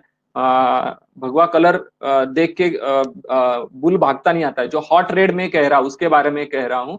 हिंदू रिलीजन का कलर रेड नहीं है, ऑरेंज जैसे है, जिसको हम भगवा कलर कहते हैं। ठीक है, हम आकांक्षा ने ये क्वेश्चन पूछा है, तो ठीक है, बाद में हम इसका डिस्क्रिप्शन करेंगे। तो उसमें कुछ फ्रूट्स हैं जो मैंने अवॉइड करने को बोला है। आपको मालूम होगा जो पपया रहता है वो किसी को मेंसेस नहीं आते हैं तो अगर वो खाती है तो मेंसेस आते हैं, इसका मतलब वो एबॉर्शन भी हो सकता है उससे। तो पपया अवॉइड करना है। गवार जो है, अनानास है, केला है। मांसाहार और अंडों के बारे में भी कहता हूँ कि ये बहुत सारी चीजें हीट बढ़ाने वाली चीजें हैं। और हमारा जो इंडिया पार्ट है वो उष्णकटिबंधीय प्रदेश है। हम अमेरिका, लंदन जिधर बर्फ गिरता है उधर के लोग नहीं हैं। तो ये चीजें अगर आप अवॉइड करते हैं तो अच्छा रहेगा, क्योंकि जिस जिस चीजों के से हीट बढ़ती है तो उससे एबॉर्शन होने के चांसेस ज्यादा रहते हैं। अभी कुछ लोग कहेंगे कि हर चीज को आप स्पिरिचुअल मोड से देख रहे हैं। ऐसी बात नहीं है। अगर आप मांसाहार कर रहे हैं तो स्पिरिचुअल दृष्टिकोण से भी में वो दया नहीं आती है। फिर किसी को मार के अगर हम खा रहे हैं, जैसे अंडे हैं या नॉनवेज है, तो माँ एक दया का प्रतीक है, किसी को वो निर्माण कर रही है, भगवान से प्रार्थना कर रही है कि हमें एक अच्छी संतति दो। तो एक संतति की हत्या करके अच्छी संतति होने की हम अपेक्षा भगवान से कैसे कर सकते हैं? तो ये पार्ट हो गया। लेकिन मेरे पास जितने भी नॉनवेज खाने वाले लोग हैं उनको बहुत सारे प्रॉब्लम्स क्रिएट होते हैं, जैसे पाइल्स का प्रॉब्लम होता है, शरीर पे फोड़े आते हैं, या नाक से खून आता है। तो ये चीजें अगर आप अवॉइड करेंगे तो अच्छा रहेगा। बहुत सारे लोग बोलते हैं फिर प्रोटीन हमें कहाँ से मिलेंगे? तो प्रोटीन सप्लीमेंट के लिए हम सबसे अच्छा पदार्थ बताते हैं मूंग का सूप। अगर आप 2 अंडे खा रहे हैं और एग्स खा रहे हैं और उसके बजाय हम बोलते हैं कि 1 गिलास भर आप मूंग का सूप रोज खाली पेट पियो, तो उतने ही प्रोटीन्स, और वो भी हीट बढ़ा नहीं रहे और जल्दी यानी पचने के लिए बहुत हल्का रहता है। तो वो प्रोटीन भी आपको मिलने वाले हैं। ठीक है, तो वो आप ले सकते हैं। तो प्रोटीन सप्लीमेंट लेने के बजाय जो आर्टिफिशियली तैयार किया हुआ है, आप मुग का सूप ले सकते हैं। और बहुत सारी चीजें उसके साथ अंजीर है, काला मनुका जिसको हम किशमिश कहते हैं, अनार है, कोकोनट है। कोकोनट के पानी भी बहुत सारे लोग रोज पीने को बोलते हैं। तो बहुत लोगों को सर्दी जुकाम उससे होता है, तो हम बोलते हैं कि हफ्ते में 2 बार लो, हफ्ते में 1 बार लो, लेकिन रोज रोज पीना ये अच्छी बात नहीं है। तो लोगों को उससे बाकी की तकलीफें होती है। और बर्तन के बारे में हम ज्यादा करके बताते हैं कि aluminium, non stick material, plastic, ये आपको अवॉइड करना ही है। हमारे हॉस्पिटल में कौन सी भी दवाई जो बनती है, वो च्यवनप्राश हो या बाकी शतावरी कल्प हो या घृत तेल हो, हम किधर भी एल्यूमिनियम यूज नहीं करते हैं। जो भी चीजें उसमें इम्पैक्ट करती है मेडिसिन से या केमिकल रिएक्शन होती है, वो चीजें जिस चीज से बनती है, जो एल्यूमिनियम हो या नॉनस्टिक मटेरियल हो, प्लास्टिक के, ये कार्सिनोजेनिक एजेंट वाले जो पदार्थ है वो हमें अवॉइड करने हैं। उसमें आप अगर यूज करना है तो मिट्टी के बर्तन, कांस्य है या लोखंड है या स्टील है, you can use that. Steel हमें सब चीजें मिलते हैं। कुकर भी अगर आप स्टील का यूज करेंगे तो अच्छा रहेगा। और मिट्टी के बर्तन अगर आपको कहाँ से मिल रहे हैं, that is the best thing. मेरे कहने का मतलब क्या है, हमने भी हमारे घर में यूज करके देखे, उसमें स्वाद बढ़ता है और जो गुण चाहिए अन्न में वो प्रिजर्व होते हैं मिट्टी में। तो मिट्टी के बर्तन जहां जहां आपको पॉसिबल है, चावल बनाने के लिए, दाल बनाने के लिए, यू कैन यूज दैट। तो और अगला पार्ट है कि घर में अगर कुत्ते हैं, बिल्ली हैं, तो उनसे थोड़ा डिस्टेंस रखना है। एक बात याद रखिए कि जिस घर में ये सब चीजें हैं उधर एबॉर्शन होने के चांसेस ज्यादा रहते हैं। उनका जो सलाइवा रहता है, तो उनके अभी कैट है, उसके जो बाल रहते हैं वो हमारे लिए बहुत हार्मफुल रहते हैं। तो अगर ये प्रेगनेंसी के समय या उससे पहले हम करते हैं तो उनसे एबॉर्शन होने के चांसेस ज्यादा रहते हैं। और टॉर्च के बारे में भी बहुत सारे लोगों का यही मत है कि जिनके घर में कुत्ते बिल्लियां ज्यादा मात्रा में है, लेकिन वो अपने बेड में ले रहे हैं, अपने प्लेट में उनके साथ खा रहे हैं, वो हर बार आपका मुंह चाट रहे हैं, ये चीजें ओवर हो जाती हैं। हाँ, आप रखिए, लेकिन एक डिस्टेंस बनाइए रखिए। लेकिन कभी कभी क्या होता है कि ये डिस्टेंस ही नहीं रहता है, हमारे साथ वो बेड में सोते हैं, हमारे प्लेट में खाना खाते हैं, ये जो ओवर हो जाता है, तो ये नहीं होना चाहिए। ठीक है, उसके साथ मोबाइल के बारे में हम बताते हैं कि वो डिस्टेंस रखना है, उसके वेव्स हमारे लिए तकलीफदायक रहते हैं। टीवी के बजाय टीवी में जो न्यूज चैनल्स रहते हैं जिसमें सब गंदी चीजें रहती हैं, ये मर गया, वो मर गया, इस पे बलात्कार हो गया, जो निगेटिव कंसेप्ट है उससे आपको दूर रहना है। पेपर में भी आप फ्रंट पेज में देखेंगे तो कभी अच्छी चीजें नहीं रहती, तो हम कहते हैं कि इन दौरान आप न्यूज चैनल और पेपर मत पढ़िए, जो अच्छी चीजें हैं तो कुछ नहीं होता है, 9 महीने आप पेपर नहीं पढ़ेंगे तो कुछ नहीं होने वाला, लेकिन अगर अच्छी चीजें पढ़ते तो बच्चों को फायदा ही होने वाला है। अगला पॉइंट बहुत थोड़ा तकलीफदायक है कि स्त्रियों से दूर रहना है। स्त्रियों से दूर रहना इसका मतलब क्या है कि अपना एक हाई हेलो डिस्टेंस आपको मेंटेन करना है। मतलब क्या रहता है कि एक स्त्री का स्वभाव है, उसमें ईर्ष्या सबसे ज्यादा रहती है। मैं एग्जांपल देके बताता हूं। अगर दो लड़के एक साथ आते हैं तो वो एक का शर्ट अच्छा है तो वो कहता है कि अभी तुम्हारा शर्ट बहुत अच्छा है, तो और वो छोड़ देते हैं, कहाँ से लिया आपने, हाँ एक इस दुकान से लिया, तो हम आगे जाके फिर लेंगे। लेकिन किसी औरत ने अच्छी साड़ी ली या अच्छा ड्रेस लिया, तो दूसरी औरत जब उस औरत की तरफ देखती है तो उसमें के अंदर मन में कभी पहली इच्छा अच्छी वाली नहीं रहती, ईर्ष्या वाली रहती है। द्वितीय और आदित्य के आपने उदाहरण देखा होगा कि सर्पों के बारे में और गरुड़ के बारे में जब अमृत की वो कथा है, मैं ज्यादा डिटेल में नहीं जाऊंगा, तो सर्पों को जो जुबान है वो कटी हुई है, उसी वजह के कटी हुई है कि द्वितीय और आदित्य में ईर्ष्या पैदा हो गई थी। तो ईर्ष्या ये स्वभाव है स्त्री का। मैं उनकी निगेटिविटी नहीं बता रहा हूँ, निगेटिव पॉइंट्स नहीं बता रहा हूँ, लेकिन वो उनमें रहता है। अगर आप उनके साथ ज्यादा देर रहती हो तो उनका पहला डिस्कशन क्या स्टार्ट होता है, तो उनकी पहली स्टार्ट होती है बात निंदा। अगर पति है तो पहले वो निंदा करती है पति की, मेरे पति को कोई समझता नहीं, पति को कोई चीजें समझती नहीं है। सेकंड चीज जो है वो हमारे उसकी सास का कुछ प्रॉब्लम बताना शुरू करती है, या ननंद है उसका प्रॉब्लम बताना स्टार्ट करती है। तो ये सब चीजें औरतों में ज्यादा रहते हैं। तो ये चीजें अगर आप गर्भिणी समय में करते हैं तो उससे क्या होता है कि यही गुण अपने बच्चे में आते हैं, ईर्ष्या जो स्वभाव है उनमें आ जाता है। तो नाइस टू डू दैट कि ये जो ऐसे एक साथ बैठना है और इसका बुरा है उसका बुरा है, ऐसे निंदा जो सब्जेक्ट है जिसके बारे में बुरा कहना है ये दूर रखना है। हाँ ठीक है, आप एक साथ आ रहे हैं और कुछ अच्छी चीजें डिस्कस कर रहे हैं, कुछ स्पिरिचुअल चीजें डिस्कस कर रहे हैं, दैट इज गुड। कुछ चीजें पढ़ रहे हैं, दैट इज गुड। लेकिन मेरी सास ऐसे करती है, मेरे ननद ऐसे कैसे करते हैं, और मेरा पति पागल, उसको समझता है नहीं है, हर बार ये गलत चीजें घर में लेके आता है, जिससे आपको आशीर्वाद मिलने वाला है माँ का। हमारा पूर्णत्व जो है, स्त्री का पूर्णत्व मां बनने में है। और पूर्णत्व देने वाले उस पति को अगर आप उसकी निंदा कर रहे हैं, उसको गाली गलौज कर रहे हैं या गंदे वर्ड यूज कर रहे हैं, तो आपको आशीर्वाद कभी कभी प्राप्त नहीं होने वाले। यही चीज पति के बारे में भी है। अगर वो प्रेग्नेंट है या प्रेग्नेंट होने वाली है, उस समय में आप उसको गाली गलौज करते हैं या बैड वर्ड यूज करते हैं, तो वो लक्ष्मी रूप है, आपके घर में लक्ष्मी देने वाली है, एक अच्छा बच्चा देने वाली है। तो वो आपके घर में ये सब चीजें आने नहीं वाली। फिर उस देश को आ, उस देश को आप देखेंगे कभी लक्ष्मी प्राप्त नहीं होती है। हमारे आस पड़ोस वाले जो देश है, जिस देश में मैं उसका नाम नहीं लूंगा, लेकिन जिस देश में स्त्री को भोग वस्तु कहा जाता है। भोग वस्तु का मतलब क्या है कि स्त्री को, सॉरी हिंदी में था, हाँ स्त्री को एक वस्तु माना जाता है और उसको ढकने की जरूरत पड़ती है। आप देखेंगे हमारे संस्कृति में ही स्त्री को पूजा जाता है। हम नवरात्र देखेंगे, आप देखेंगे कि भारत जो हमारा देश है वो भारत माता कहा जाता है, हाँ? भारत पिता नहीं कहा जाता। हमारे महाराष्ट्र में विट्ठल जी को माउली कहा जाता है, हाँ? उनको कभी भी पुरुष रूप में नहीं, एक माँ के रूप में देखा जाता है। ज्ञानेश्वर महाराज जो है उनको भी माउली कहा जाता है, हाँ? आप देखेंगे सबसे बड़ा हमारा जो उत्सव है वो है दिवाली, और दिवाली में भी सबसे बड़ा दिन है लक्ष्मी पूजन। तो हर चीज में हम स्त्री की पूजा करते हैं।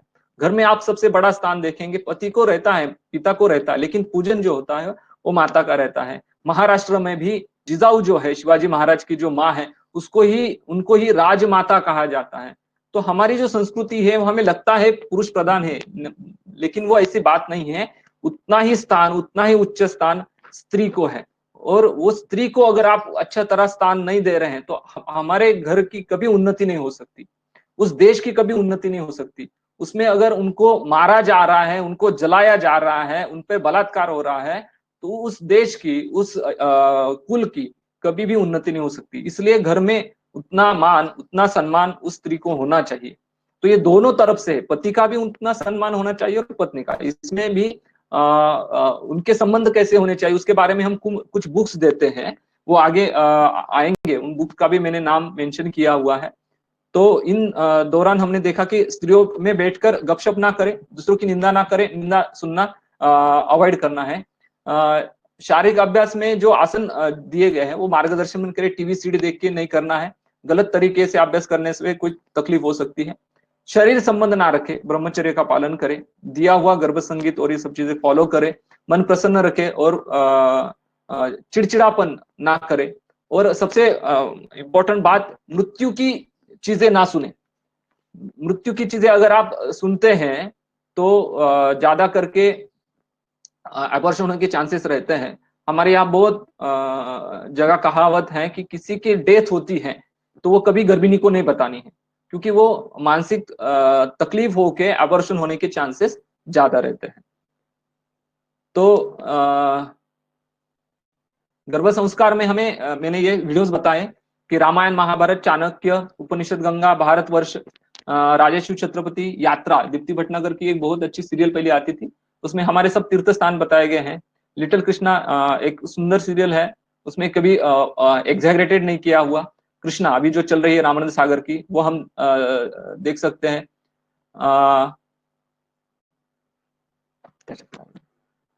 भगवत गीता हम पढ़ सकते हैं। राम रक्षा है, हनुमान स्तोत्र है, प्रज्ञा विवर्धन स्तोत्र नाम का एक स्तोत्र है जिसमें गणपति के जो बड़े भाई हैं,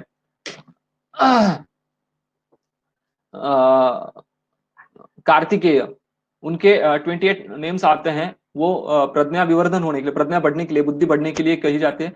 तो वो एक जल पे संस्कारित करके अगर वो जल माँ पीती है और वो स्वर्ण सिद्ध अगर हो तो बहुत अच्छे फायदे होते हैं। गणपति चतुर्शीर्ष है, गणपति स्तोत्र है। गणपति जो है बुद्धि के देवता है। गणपति का भी आप अगर स्मरण करते हैं, और गणपति खाली बुद्धि के देवता नहीं है, वो जनेंद्रियों की भी देवता है। तो उनका स्मरण करने से वो जो प्रॉब्लम रहते हैं वो भी दूर होते हैं। आपको मालूम होगा गणपति पे दुर्वा जो है वो ग्रास अर्पण किया जाता है, उसका भी घृत बना के अगर आप लेते हैं या उसका स्वरस आप पीते हैं तो गर्भपात नहीं होता है। तो बहुत सुंदर मेडिसिन है। और वो उसके साथ मनाचे श्लोक महाराष्ट्र में गाए जाते हैं। मन को एक टीचिंग देने के लिए ये श्लोक बहुत सुंदर है। हरे कृष्णा महामंत्र है। मैंने ही बताया कि ये सब मंत्र जो है पति पत्नी मिलकर करेंगे तो बहुत अच्छी बात रहेगी। मैं नहीं कह रहा दिन भर करो, मिनिमम आधा घंटा तो एक दूसरे को दो। तो ये सब चीजें जो है उसके साथ और बहुत सारे बुक्स हैं। जर्नी होम है, जर्नी विदिन है, अग्निपंख है, प्रकाश वाटा है, तो चांद है। ये बहुत सुंदर बुक्स है जो हमारे फैमिली बॉन्डिंग कैसे होते हैं ये बताने वाले हैं। बाकी के नेम आपके सामने हैं। बिहार जो है उसमें थोड़ी सी मुश्किल बातें हैं लेकिन करनी है। रोज पति के चरणों को स्पर्श करना है, उनके आशीर्वाद लेने हैं, और पति ने भी चरण स्पर्श ना करते हुए पत्नी को एक वंदन करना है, नमस्कार करना है और उसके अच्छाई के लिए प्रार्थना करनी है। अभ्यंग स्नान करना है, उपटन लगाना है, पादाभ्यंग करना है, शिरोअभ्यंग करना है, तुलसी को जल अर्पण करना है, उसकी प्रदक्षिणा करनी है। ये हमारी संस्कृति थी, अब ये चीजें गायब हो गई घर से। तो एक छोटी तुलसी आप घर में रख सकती है और तुलसी को अर्पण कर सकते हैं। अभी आप कोरोना में देखेंगे तुलसी का कितना इंपॉर्टेंस दिख रहा है, लेकिन इनको जल अर्पण करना, तुलसी हम गले में पहनते हैं, तुलसी माला, उसका भी उतना इंपॉर्टेंट है। तो आप समझ सकते हैं कि तुलसी को जल अर्पण करना, उसकी प्रदक्षिणा करना, उस एरिया में रहना, उस क्लाइमेट में रहना, उस हवा के पास रहना, वो शुद्ध हवा हमें मिलती है। तो मेरे बहुत सारे फॉरेन भी पेशेंट है जिधर माइनस टेम्परेचर है, -10, -20, उधर लोग तुलसी के आजू बाजू में हीटर लगा के तुलसी को प्रदक्षिणा करते और तुलसी को जिंदा रखते। हमारे यहाँ सब चीजें हैं लेकिन हमें उसका इंपॉर्टेंस नहीं है। सूर्य को रोज सूरज को अर्घ्य देना है, क्योंकि आरोग्यम भास्करात् इच्छेत्, आरोग्य की जो इच्छा है वो सूर्य से मांगनी है। तो सूर्य को रोज दर्शन लेना है, उनको भी प्रार्थना करनी है। सूर्य गायत्री मंत्र वो आप गा सकते हैं। भोजन पश्चात, भोजन होने के बाद तुरंत सोना नहीं है, शतपावली करनी है। हर शाम भगवान के पास दीप जलाना है। दीर्घ श्वसन मैंने बताया, गर्भ संवाद है और मन प्रसन्न रखना है, ये सब चीजें कर सकते हैं। कुछ मेडिसिन हम इस दौरान देते हैं, खाली आयरन कैल्शियम जो कंसेप्ट है उसके आगे जाके मासानुमास ये चीजें हैं। और 9 महीनों में हम सुवर्ण प्राशन भी देते हैं। जैसे हमने सुना है कि सुवर्ण प्राशन जो है वो डिलीवरी होने के बाद बच्चों को दिया जाता है, तो हम उस दौरान भी जब बच्चा पेट में है तो माँ को देते हैं, उसके भी बहुत अच्छे रिजल्ट मिले हैं। तो आप देख सकते हैं कि हर पुष्य नक्षत्र पे हम सुवर्ण प्राशन माँ को भी देते हैं। तो एक प्रकार का ये आयुर्वेदिक वैक्सीनेशन उस दौरान भी शुरू हो जाता है। और सुवर्ण जो है वो बुद्धि और मन को बल देने वाला है, तो इसमें हम सुवर्ण मालिनी वसंत ज्यादा करके यूज करते हैं।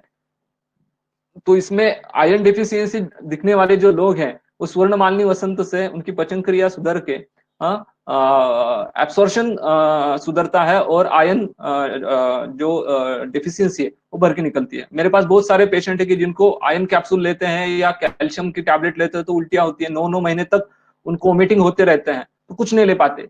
लेकिन अगर वो स्वर्ण मालिनी वसंत खाली शहद के साथ लेते हैं तो उनका जो हीमोग्लोबिन है वो मेरे पास बहुत सारे पेशेंट है उनका 10+ या 12+ रहा हुआ है, बाकी कोई भी चीजें ना देते हुए। मेरे पास बहुत सारे गायनेकोलॉजिस्ट हैं जो मेरे पेशेंट उनके पास जाते हैं, वो कहते हैं कि आप सोना खिला के सोना खिला के कैसे हीमोग्लोबिन बढ़ाते हो। तो मैं कहता हूँ कि सोना खिला के उनको हम हीमोग्लोबिन नहीं बढ़ाते, सोने से उनकी पचन क्रिया और बाकी की चीजें बढ़ती है, और फूड से मिलने वाला जो आयन है वो एब्सॉर्ब हो जाता है अच्छी तरह से। और वसंत कल्प जो चीज है, जैसे वसंत में पेड़ों को एक या एक शरीर में या पूरे नेचर में एक नयापन आता है, तो हमारे शरीर में एक नया पौधा आ रहा है, बच्चा आ रहा है, ये कंसेप्ट वसंत की है। तो लघु मालिनी वसंत है, मधु मालिनी वसंत है, स्वर्ण मालिनी वसंत है। इसमें मुझे मेरा सबसे फेवरेट मेडिसिन है स्वर्ण मालिनी वसंत। ये आप अगर देते हैं तो उसके बहुत अच्छे रिजल्ट हमें मिले हुए हैं। और इसमें ज्यादा करके जो कॉम्प्लिकेशन होते हैं पहले 3 महीने में, अगर आप पहले 3 महीने और लास्ट के 3 महीने कंटिन्यू देते हैं तो मेरे हिसाब से बहुत अच्छे रिजल्ट उसमें मिलेंगे। आप वैसे यूज करके देखेंगे। कुछ लोग ताप्यादिल हो यूज करते हैं, यू कैन यूज दैट। लेकिन मासानुमासी जो हमारी कंसेप्ट है, हर मास में जो काढ़े बताए उसके टैबलेट बहुत अच्छी तरह से अभी मिल रहे हैं, तो यू कैन यूज दैट। उसके साथ गर्भपाल रस भी है, बाकी के टैबलेट्स हैं। ये चिकित्सा जो विचार है वो आप व्यक्तिपरक पे डिफरेंट कर सकते हैं। शतावरी कल्प है, शतावरी घृत है, दुर्वा घृत है, ये सब चीजें आप दे सकते हैं। अभी ये कुछ चीजें मैंने आपके सामने रखी हुई है कि 5 languages of love and men are from Mars and women are from the Venus. ये बहुत अच्छे बुक्स है मैरिज काउंसलिंग के, ये हम हर एक को पढ़ने को बोलते हैं। मेरे एक सीनियर है, उन्होंने मुझे ये इन बुक्स के बारे में बताया था।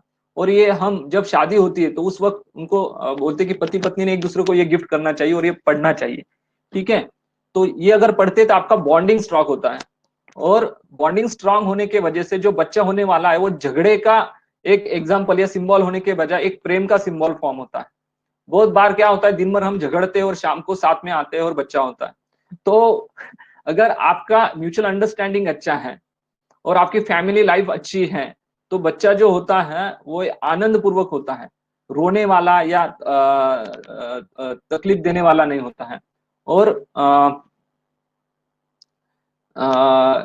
इनके बारे में जो एक क्वेश्चन आया कि स्वर्ण मालिनी वसंत का डोज मैंने दिखाया हुआ है इधर, यू कैन सी दैट कि स्वर्ण मालिनी वसंत हम जो है वो गुरुवार और रविवार के दिन सुबह 8 बजे या जिसको एसिडिटी की प्रॉब्लम है, कभी कभी उसकी हीट बढ़ती है, तो नाश्ते के बाद शहद के साथ देते हैं। तो वैसे भी आप ये कर सकते हैं। और पहले 3 महीने हम ज्यादा करके कंटिन्यू देते हैं, उसके बाद उसका डोज हम टैपर करते हैं, ठीक है। तो इसके हिंदी भी बुक्स हैं, आप देखेंगे मराठी में भी है ये बुक्स। तो अगर ये बाकी के कोई गिफ्ट्स देने के बजाय, कपड़े देने के बजाय, किसी के मैरिज में अगर ये 2 बुक्स आप देते हैं तो उनका जीवन जो है सुधर जाएगा।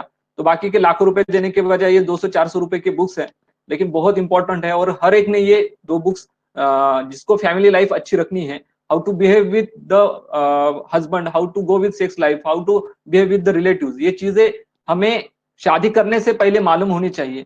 ये जैसे शादी भी एक कला का कही जाती है, तो ये आर्ट सीखने के पहले उसका कुछ तो कोर्स होना चाहिए।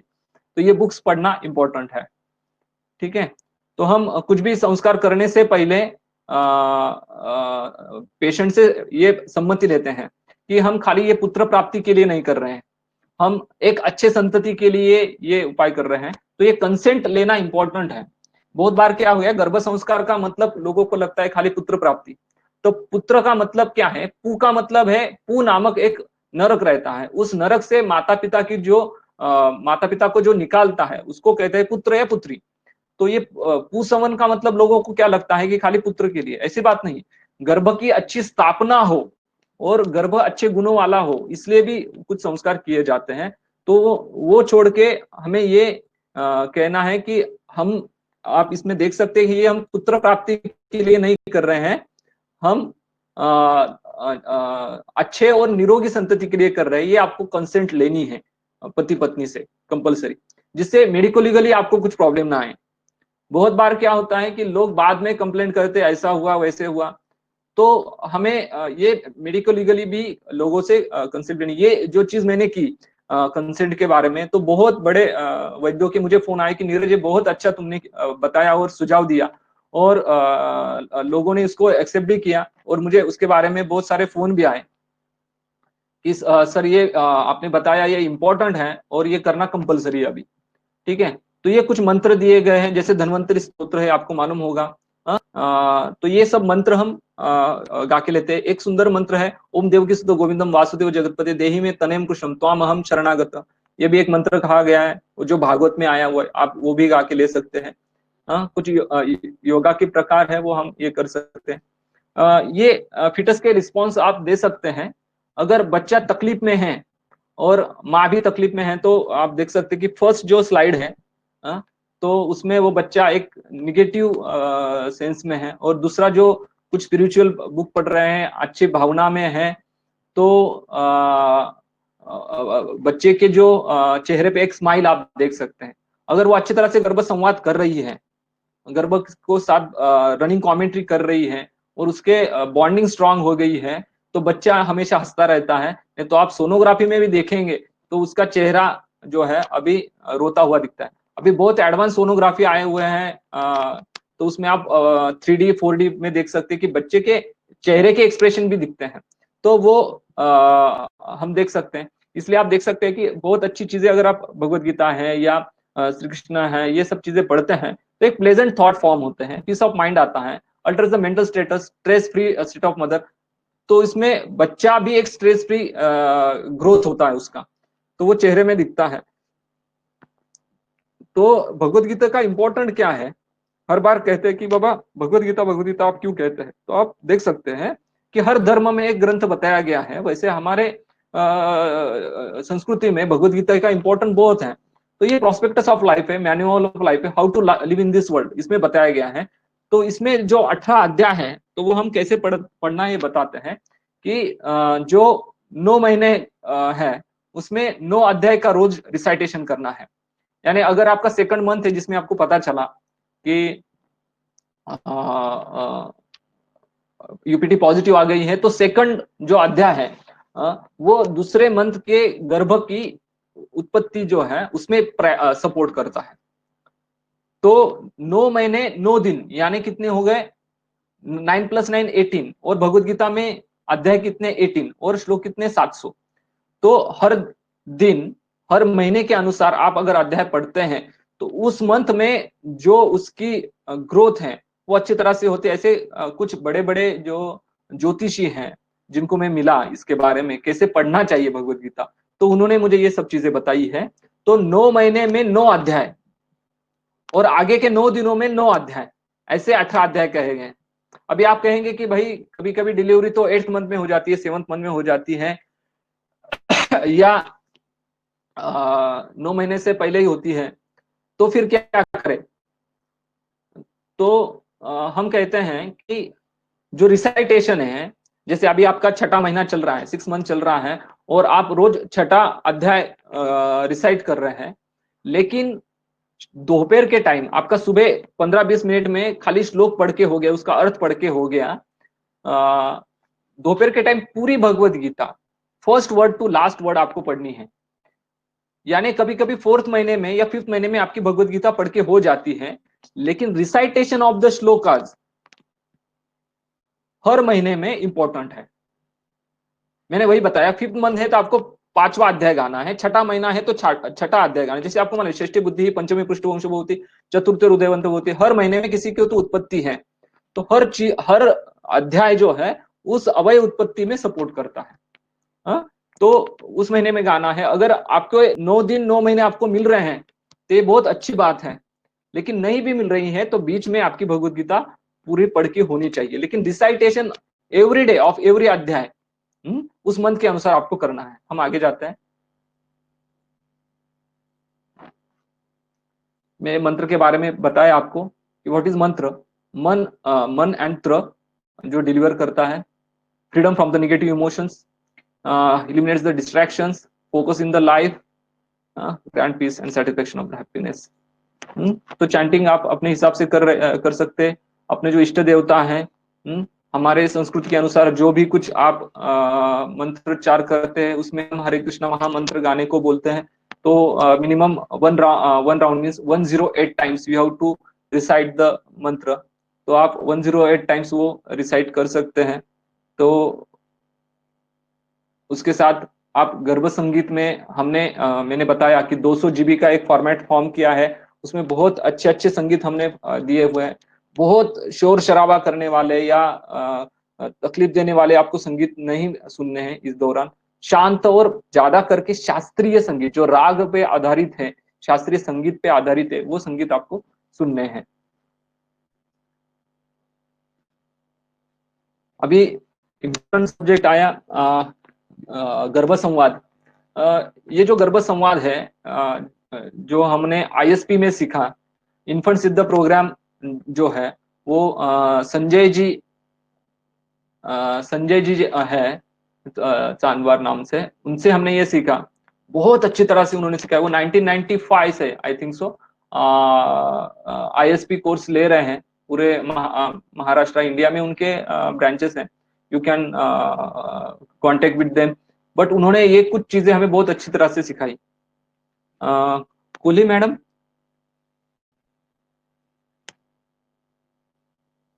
जी डॉक्टर साहब। हाँ जी। मेरे पास अभी 10-15 मिनट है और हाँ, आपके पास 30 मिनट्स हैं। ओके 30 मिनट्स तक आप क्योंकि मैं एंड अप पे आया हूँ, क्योंकि सब्जेक्ट बहुत बड़ा है मैम, तो मुझे डिस्क्राइब करना इंपॉर्टेंट है, क्योंकि खाली मैं पढ़ के आगे नहीं जा सकता। हाँ जी, हाँ जी चले। तो एक 15 मिनट में कंप्लीट करूंगा, फिर एंड में 10 मिनट में हम क्वेश्चन लेंगे। ओके जी ओके। तो जो गर्भ संवाद है वो हमने आईएसपी में सीखा कि कैसे हम प्रैक्टिकली कर सकते हैं। तो उसमें ये आप इंस्ट्रक्शन सामने दे सकते हैं कि baby please complete your 9 months 9 days in the वोम। जो इंटरनल एक्सटर्नल ऑर्गन है वो फुली डेवलप होने के लिए एक दूसरे को हमें प्रयास करना है। जो चीजें हैं जैसे हमारा ब्लड प्रेशर है बच्चे का है, माँ का है, या वाटर लेवल है, वो पैरामीटर्स अकॉर्डिंगली होनी चाहिए। ये सब चीजें उससे डिस्कस करनी है। आपको लगेगा कि ये चीजें क्या इंपॉर्टेंट करती हैं, नहीं लेकिन बहुत इंपॉर्टेंट। जैसे देखेंगे आप 3 इडियट्स मूवी में आपने देखा होगा, all is well all is well, ये अगर वो कहता है और एंड में वो जब बाहर आता है तो वो सुनता है तो उसको एक वो बात समझ में आती है। तो you have to discuss in 9 months, हर चीजें आप डिस्क्राइब करती। तो वो अगर आप टाइम और सरकमस्टेंस ये भी देते हैं उसको, तो वो उस तरह से फॉलो करता है। यू कैन रीड दैट कि baby please give me 2 kicks when you want to come at the time of delivery. तो उसमें भी आप अगर रात में अगर baby give me the indication of coming out before 6 to 8 hours in night और 3 to 4 hours in a day time, ये वो बच्चा देता है। मेरे बहुत सारे अभी पेशेंट है वो बताते हैं कि मैंने ये बता के रखा था, उसने मुझे उसके इंडिकेशन दिए थे। तो इससे क्या होता है, अगर रात में होने वाली है तो हमें वो टाइम मिलता है हॉस्पिटल जाने में और सब चीजें करने में। ठीक है। तो baby please support each and other for the breast feeding after delivery. बहुत सारे बच्चे सपोर्ट नहीं करते हैं तो फिर वो मिल्क निकालना पड़ता है, फिर बॉटल से पिलाना पड़ता है, ये बहुत तकलीफें होती है। तो ये चीजें आप देखेंगे ना, ये बहुत आनंद देने वाली चीज है। ये कोई बहुत तकलीफदायक इंस्ट्रक्शन नहीं है। इसमें माँ और बच्चे का बॉन्डिंग स्ट्रांग होता है। क्या बोलना ये मालूम तो चाहिए। हर बार खाली एक सीडी ले ली उसका बच्चे यानी वोम को लगा लिए और वो सुन रहा है, ऐसे नहीं होता है। माँ को भी कुछ चीजें उससे डिस्कस करनी पड़ती है, लेकिन व्हाट टू डिस्कस ये हमें मालूम होना चाहिए। तो इसमें ये सब चीजें बताइए। उसमें सबसे इंपॉर्टेंट क्या है कि वो पॉजिटिव पॉइंट्स होने चाहिए। सेकंड, प्रेजेंट टेंस में होने चाहिए। थर्ड, आइडियलिस्टिक होने चाहिए। ये कमेंट्री रनिंग होनी चाहिए। Tell everything of daily routine. जैसे आप, आपके पति है, उसको बोलते हैं कि आपको चाय चाहिए क्या, आपको खाना खाना है क्या, आपको नहाना है क्या, टॉवेल चाहिए क्या। वैसे अगर आप हॉस्पिटल जा रहे हैं, माता पिता के पास जा रहे हैं, तो बच्चे से डिस्कस करना है कि हम दादी माँ के पास जा रहे हैं, नानी के पास जा रहे हैं। तो ये सब आनंद की चीजें जो है उससे डिस्कस करनी है, तो वो सपोर्ट करता है। तो इससे क्या होता है, हम हमारा कनेक्शन उससे, उसके साथ एस्टेब्लिश करते हैं। तो इसको कहेंगे गर्भ संवाद। तो डोंट्स जो है वो मैंने काफी बताए हुए हैं, फिर भी मैंने बताया कि न्यूज चैनल्स या ज्यादा करके टीवी पे अभी जो देख रहे हैं वो सब क्रिमिनल चैनल्स हैं, वो हमें नहीं देखने हैं। व्हाट्सअप, फेसबुक, ट्विटर, इन सब चीजों से दूर रहना। इसमें भी मैंने बताया कि बहुत सारी नेगेटिव चीजें भी हमें दिखती हैं। कुछ जो टेस्ट हैं वो अभी आप देखेंगे कि वो बहुत इंपॉर्टेंट है अभी, क्योंकि हमें रिस्क ज्यादा बढ़ गई है, क्योंकि इनफर्टिलिटी के प्रमाण बढ़ गए हैं या अबॉर्शन के चांसेस बढ़ गए हैं। तो हमें ये रेगुलर टेस्ट जो है वो भी करके लेने हैं। इसके लिए गायनेक के कनेक्शन में रहने, गायनेकोलॉजिस्ट के कनेक्शन में रहना है। ट्रीटमेंट के बारे में मैंने बताया कि मासा मासी टैबलेट है, लघु मालिनी, मधुमालिनी, स्वर्ण मालिनी, वसंत है। उद्वर्तन करना है, स्वर्ण प्राशन करना है, गौरव पालस रहना है, ब्राह्मी वटी हम देते हैं, लघु सूचिकर देते हैं। ये सब चीजें आप कर सकते हैं।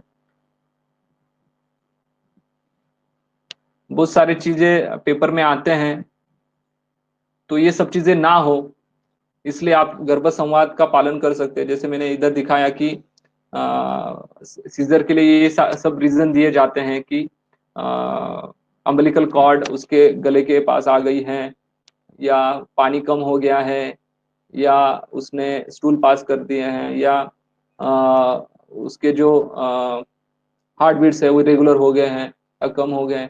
तो ये चीज अगर अवॉइड करने हैं तो आपको गर्भ संवाद करना है।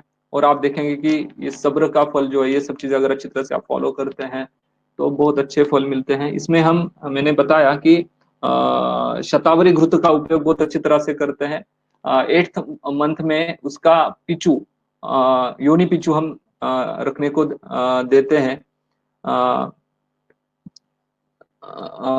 और शतावरी तेल का हम बस्ती 8th मंथ में हफ्ते में एक बार देते हैं, और 9th मंथ में हफ्ते में 2 बार देने को बोलते हैं 50 ml का।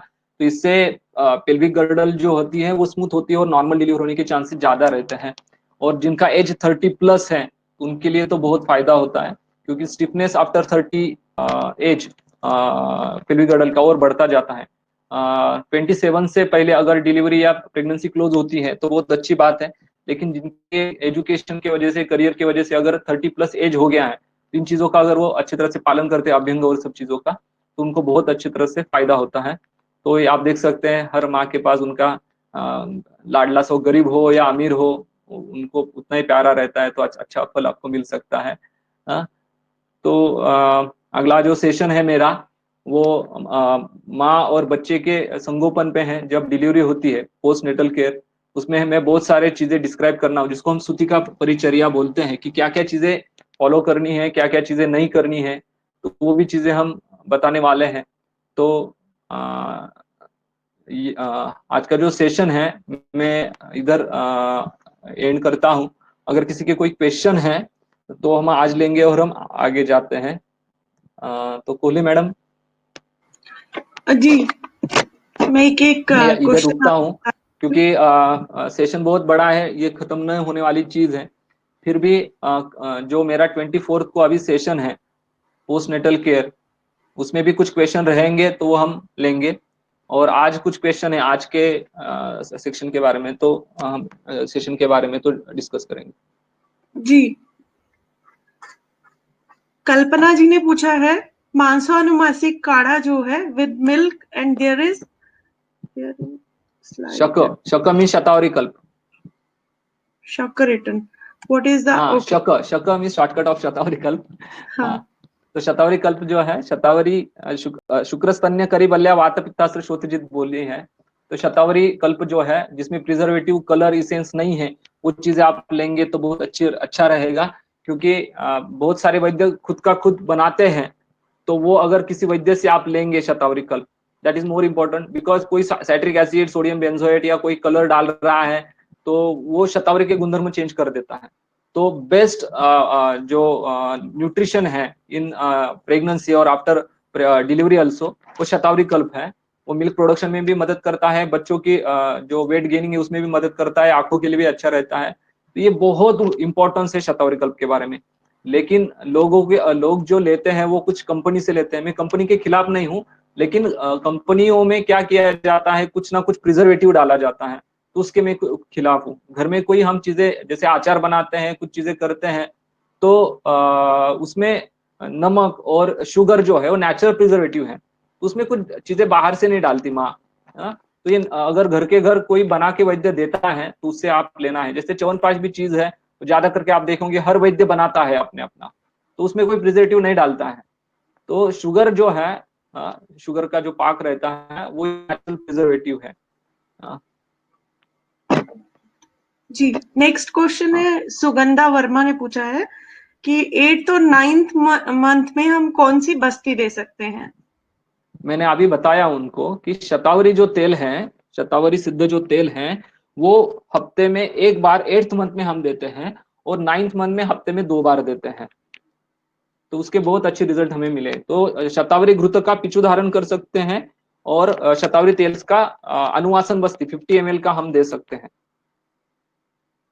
प्रीति पूछ रही है, पेल्विक गर्डल स्मूथ रखने के लिए बिफोर डिलीवरी कब और कब क्या यूज करना चाहिए? मैंने बताया 8वें और 9वें महीने में पिछू धारण और बस्ती का उपयोग करना है। और पूरे 9 महीने में अगर आप अभ्यंग अच्छी तरह से करते हैं, महानारायण तेल, चंदन मला, लाक्षादी तेल, ये मिक्स करके भी आप कर सकते हैं। तो अगर आपको रोज पॉसिबल नहीं है, हफ्ते में 2 बार 3 बार तो आपको अभ्यंग करना है, लेकिन उसके बाद साबुन यूज नहीं करना है, आपको उपटन लगाना है, दैट इज मोर इम्पोर्टेंट। और उससे साथ अगर आप 9वें मंथ में रोज रात को सोते समय 1 चम्मच कैस्टर ऑयल गर्म पानी में अदरक पाउडर, जिसको सुंठ पाउडर हम कहते हैं, वो डाल के अगर लेते हैं, तो that is very important to get normal delivery. और पेल्विक गर्डल के एरिया में जो वात प्रकोप है या वात की प्रॉब्लम होते हैं, और जिसके वजह से जो स्कल है वो ठीक तरह से नीचे नहीं आता है, पोजीशन गलत रहती है, ये चीजें कैस्टर ऑयल की वजह से नहीं होती है। और जब आपको डिलीवरी को जाना है, उससे 1 घंटा पहले या 2 घंटे पहले अगर आप 20 ml ऑफ कैस्टर ऑयल गर्म पानी और सुंठ पाउडर के साथ लेते हैं, तो नॉर्मल डिलीवरी के चांसेस बहुत ज्यादा होते हैं। एक क्वेश्चन इधर आया हुआ है कि आपके कुछ एक्सपीरियंस है हाई रिस्क के बारे में, हाई रिस्क प्रेगनेंसी के बारे में आपने वो सवाल किया है, तो बताइए। तो अभी 2 हफ्ते पहले मेरे पास एक पेशेंट आई थी, जो नासिक से थी, लेकिन लॉकडाउन की वजह से उनका जो मायका है इधर हमारे पास एक रूरल एरिया है, उधर वो आई थी। तो उनको 9 महीना कंप्लीट भी हो गए, उनका डेट भी चला गया, लेकिन कौन से भी सिम्टम अभी तक नहीं हो रहे थे। तो डॉक्टर ने उन्हें सीजरिन के बारे में सजेस्ट किया था। तो 2 दिन या 3 दिन पहले ही मैंने उनको बस्ती दिया था और कैस्टर ऑयल के बारे में बताया था। तो 2 दिनों के बाद ही उनकी नॉर्मल डिलीवरी हुई, और कोई भी तकलीफ नहीं हुई। तो ये अभी 4 दिन के पहले ही हुआ है। बहुत सारे लोगों को नॉर्मल डिलीवरी के बारे में अभी इम्पोर्टेंस पता चल गया है, लेकिन इसके बारे में अट्टहास नहीं करना चाहिए। ये final ball of the 2020 match है। इसमें क्या है, आपको डॉक्टर पे विश्वास रखना इंपॉर्टेंट है। आपके हिसाब से आप सब चीजों का प्रयास कीजिए, लेकिन फाइनल जो रिजल्ट है वो हमारे हाथ में नहीं है। हम प्रयास करेंगे, लेकिन उसके बारे में आप अत्याग्रही नहीं होना चाहिए। और दूसरी एक बहुत सुंदर केस थी मेरे पास, जिनका 2 बार एबॉर्शन हुआ था। पहली सेकंड इनफर्टिलिटी, सेकंड चांस था उनका, क्योंकि फर्स्ट लड़की थी और सेकंड चांस ले रहे थे, और 2 बार एबॉर्शन हो गया था। तो हमने इसके बारे में ये सब चीजें की, उसके बाद शरीर शुद्धि की, और ये सब चीजें फॉलो की। तो अभी उसका 6ठा या 7वां महीना चल रहा है। उनको इन प्रेगनेंसी भी कुछ चीजें निगेटिव आई थी टेस्ट में, लेकिन स्वर्णमालिनी वसंत और बहुत सारी जो हमने चीजें यूज की आयुर्वेद के अनुसार, अभी 7वां महीना, 6वां-7वां महीना उसका चल रहा है, लेकिन वो रिपोर्ट्स भी बहुत अच्छी तरह से नॉर्मल आ गए और प्रेगनेंसी कंटिन्यू हो गई। ऐसे बहुत सारे केसेस है जिनको हार्मोनल चीजें देनी पड़ती है, हार्मोन इंजेक्शन 9 मंथ तक देने पड़ते हैं, लेकिन विदाउट हार्मोन और नॉन हार्मोनल ट्रीटमेंट हमें आयुर्वेद के हिसाब से हम दे सकते हैं। तो मैं 12-13 साल से जो चीजें यूज कर रहा हूँ, वो ज्यादा करके कौन सी भी बाहर की टैबलेट्स ना यूज करते हुए नेचुरल तरीके से, आयुर्वेद तरीके से देने का प्रयास करता हूँ। भारत के बाहर आप अगर जाएंगे और उनको बोलेंगे कि आयरन कैल्शियम के टैबलेट दो, तो कोरिया में, साउथ कोरिया में मेरे एक पेशेंट थे जो यहाँ से उधर उनकी ट्रांसफर हो गए, तो वो डॉक्टर के पास प्रेगनेंसी रहने के बाद गए, तो डॉक्टर ने 9 महीने तक उनको एक भी टैबलेट नहीं दी। उन्होंने बताया कि ये कोई डिसीज नहीं है, आप अच्छा से खाना पीना खाओ और रहो। तो उन्होंने सब चीजें फॉलो की, लेकिन इंडिया में वो 9th मंथ में आए, तो 9 मंथ में आते ही डॉक्टर ने इधर उनको टैबलेट स्टार्ट किए। तो कहने का मतलब क्या है कि ये जो कंसेप्ट है इंडिया में ज्यादा है कि कुछ टैबलेट्स देने चाहिए। तो आयुर्वेद के अनुसार जो हर भाग की उत्पत्ति है, ये विचार अलग है। मॉडर्न साइंस के अनुसार कुछ विचार अलग है, तो मैं उनके खिलाफ नहीं हूँ विचारों के बारे में, वो भी इंपॉर्टेंट है, लेकिन अगर अच्छी तरह से आहार विहार अगर आप करते हैं तो आपका हीमोग्लोबिन भी कम नहीं होता है, आपका कैल्शियम लेवल भी कम नहीं होता है, और आपको कौन सी भी केमिकल एक्सट्रैक्शन लेने की जरूरत नहीं पड़ती है। यस, और कोई क्वेश्चन? जी, नेक्स्ट क्वेश्चन है, अगर बिना प्लानिंग के, जैसे हम अभी डिस्कस कर रहे हैं, प्रेगनेंसी होता है, तो क्या कपल को कंटिन्यू रखना, और कपल कंटिन्यू रखना चाहता है, तो उसमें गर्भिणी परिचर्या कैसे होनी चाहिए?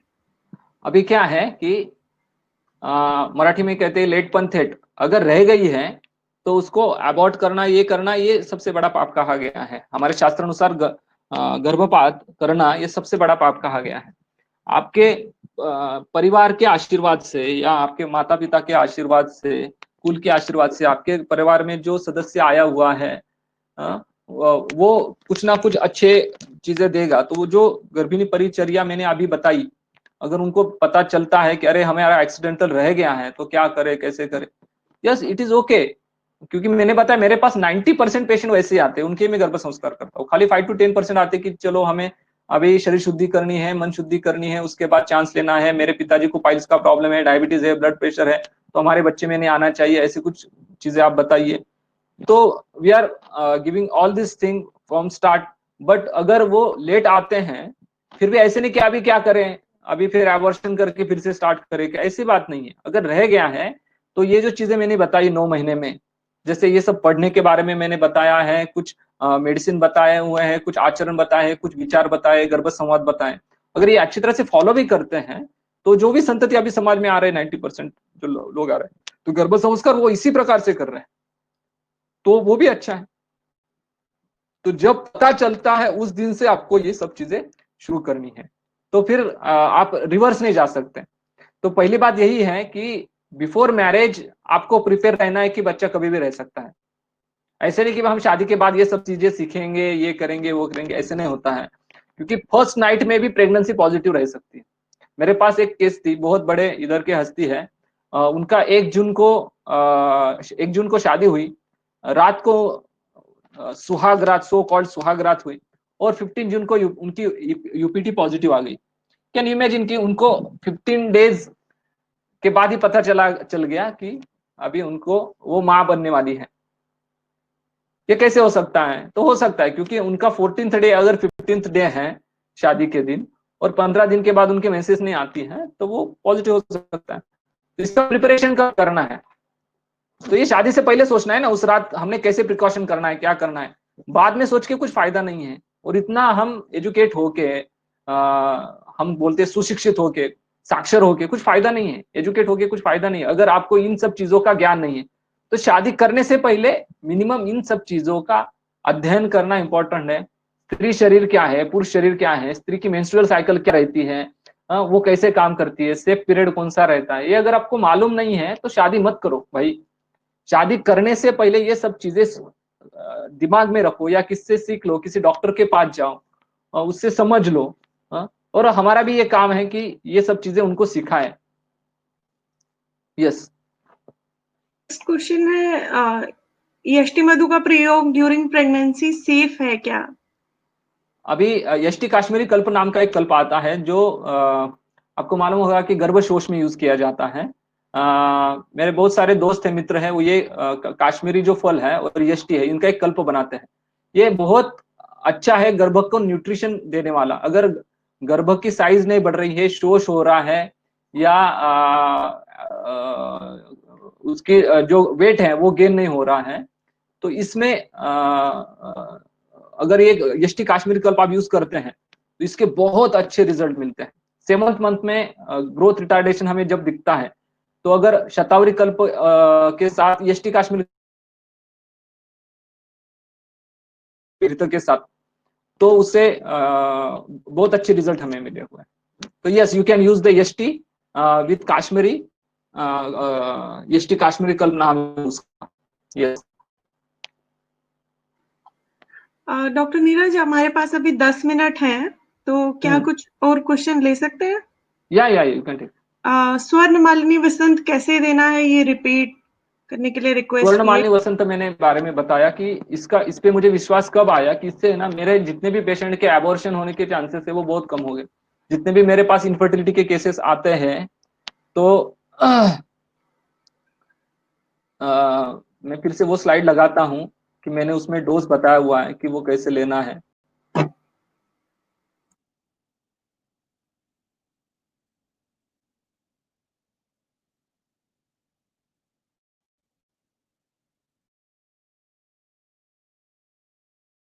और लास्ट के 3 महीने हम नित्य क्रम में देते हैं।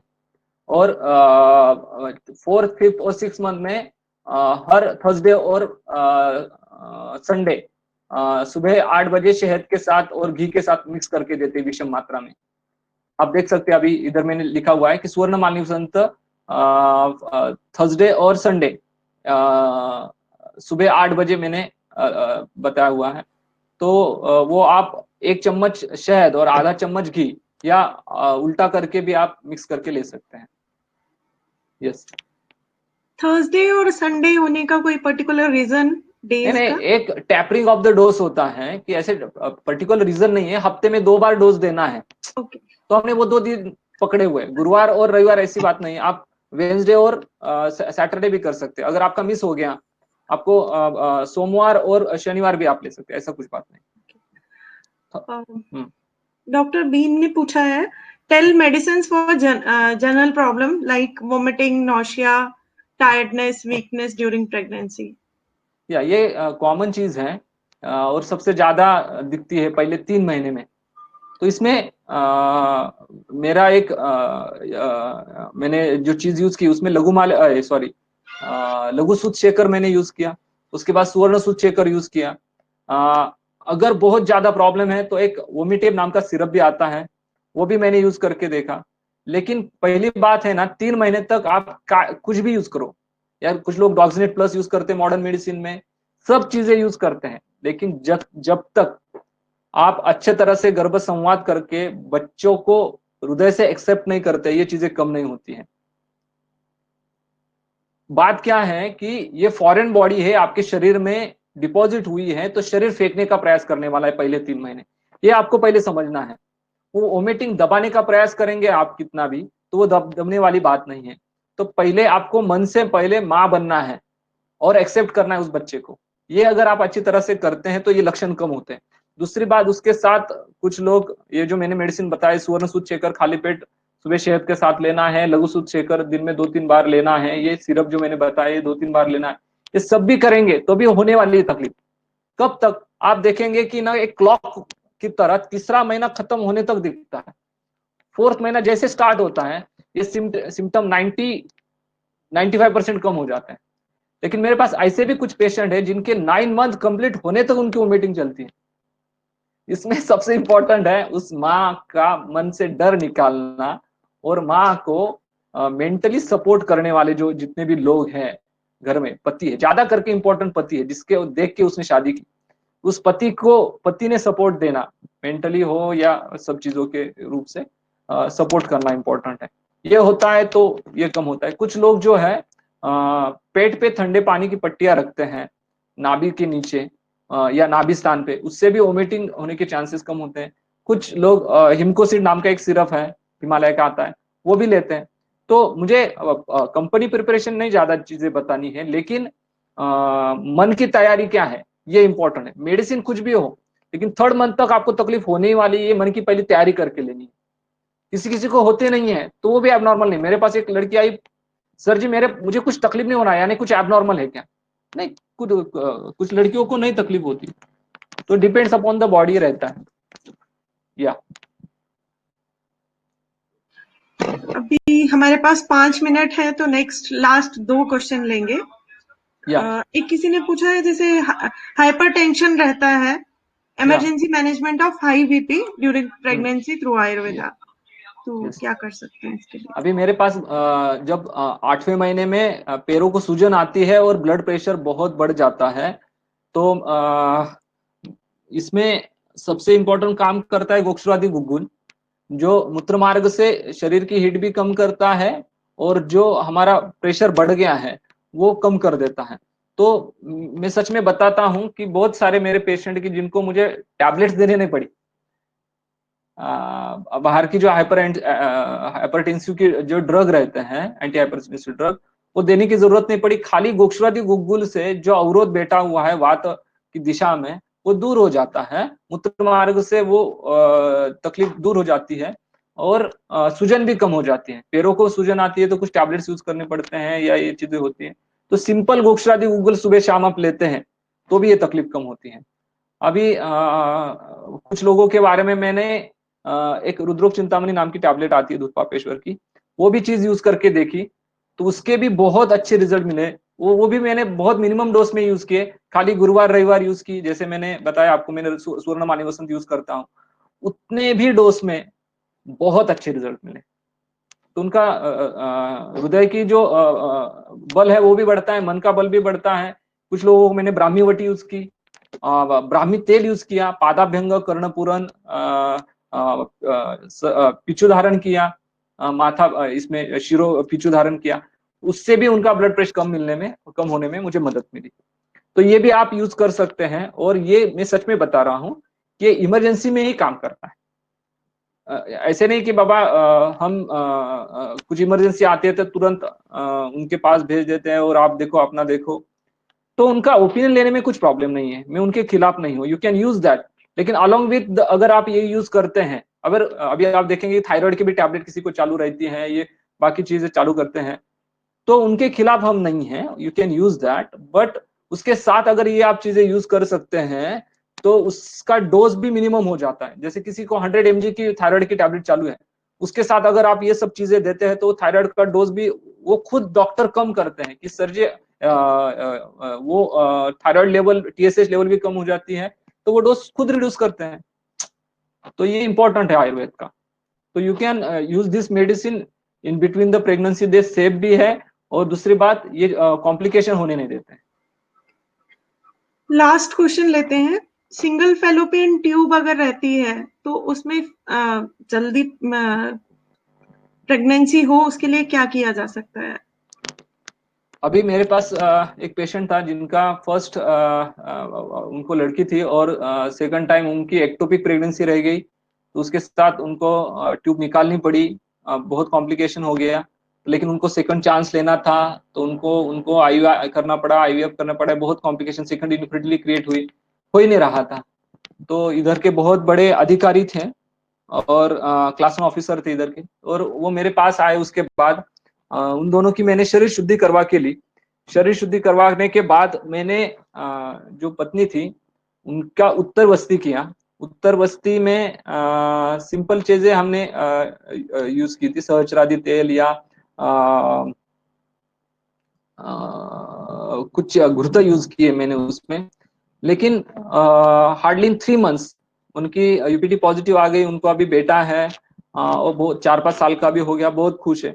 ऐसे जिनके वन साइड ब्लॉक हो गई है, या किसी को कुछ कॉम्प्लिकेशन है, या पीसीओडी की वजह से कुछ प्रॉब्लम्स हो रहे हैं, या किसी को ऑपरेशन करके निकालनी पड़े, या एक्टोपिक प्रेगनेंसी की अभी मेरे पास कुछ केसेस आए हुए हैं कि जिसके वजह से उनका एक साइड ब्लॉक हुआ, उनके लिए अगर आप पिछुधारण, फलग्रुतका और फलग्रुतक और सहचरादि तेल इनके उत्तर बस्ती 3 महीने करते हैं, जैसे मेंसेस आने के बाद 6ठे 8वें 10वें दिन या 7वें 9वें 11वें दिन, ऐसे अगर आप 3 उत्तर बस्ती 3 महीने करते हैं तो प्रेगनेंसी के चांसेस बढ़ते जाते हैं। तो ये भी आप कर सकते हैं। और उसके साथ पिछुधारण जो है फलग्रुतक का, वो एब्सॉर्ब होता है और मार्ग का अवरोध भी दूर करने का प्रयास करता है। इसमें आप ऑयल भी यूज कर सकते हैं। मैंने आपको बताया नारायणी तेल का अगर आप ऑयल भी पिछुधारण के लिए यूज करते हैं, उधर का वात प्रकोप दूर होके जो कोलैप्स होने वाली जो चीज है ट्यूब्स, वो ना होते हुए उनके जो पेरिस्टाल्टिक मूवमेंट है वो अच्छी तरह से होते हैं, और बीज जो है वो ओरी से गर्भाशय जाने के लिए फायदा होता है। तो इनमें बस्ती है, उत्तर बस्ती है, बाकी की शरीर शुद्धि है, ये अगर एक साथ हम यूज करते हैं गाइडलाइन से तो बहुत सारे फायदे दिखते हैं। तो इनफर्टिलिटी के बारे में जितने भी केसेस आए हुए हैं, जिन्होंने IUI IVF किए हुए हैं, उनके वो फेल्यूर आए हुए हैं, तो बहुत सारे लोगों के जब हम बस्ती और ये उत्तर बस्ती करते हैं तो IUI जिनके फेल आए हुए हैं या IVF फेल आए हुए हैं, ये करने के बाद वो करते हैं तो एबॉर्शन के चांसेस कम हो जाते हैं। अभी बारामती में हमारे सर हैं भगत सर, उनका स्पेशलाइजेशन इसी में है। जो भी उधर के IUI IVF सेंटर हैं, उधर के डॉक्टर्स, MBBS डॉक्टर उनके पास भेजते हैं, उत्तर बस्ती करवा लेते हैं, उससे जो गर्भाशय है वो अच्छी तरह से स्ट्रांग हो जाता है और IVF सक्सेसफुल होता है। तो ये बहुत अच्छे रिजल्ट है इसके बारे में।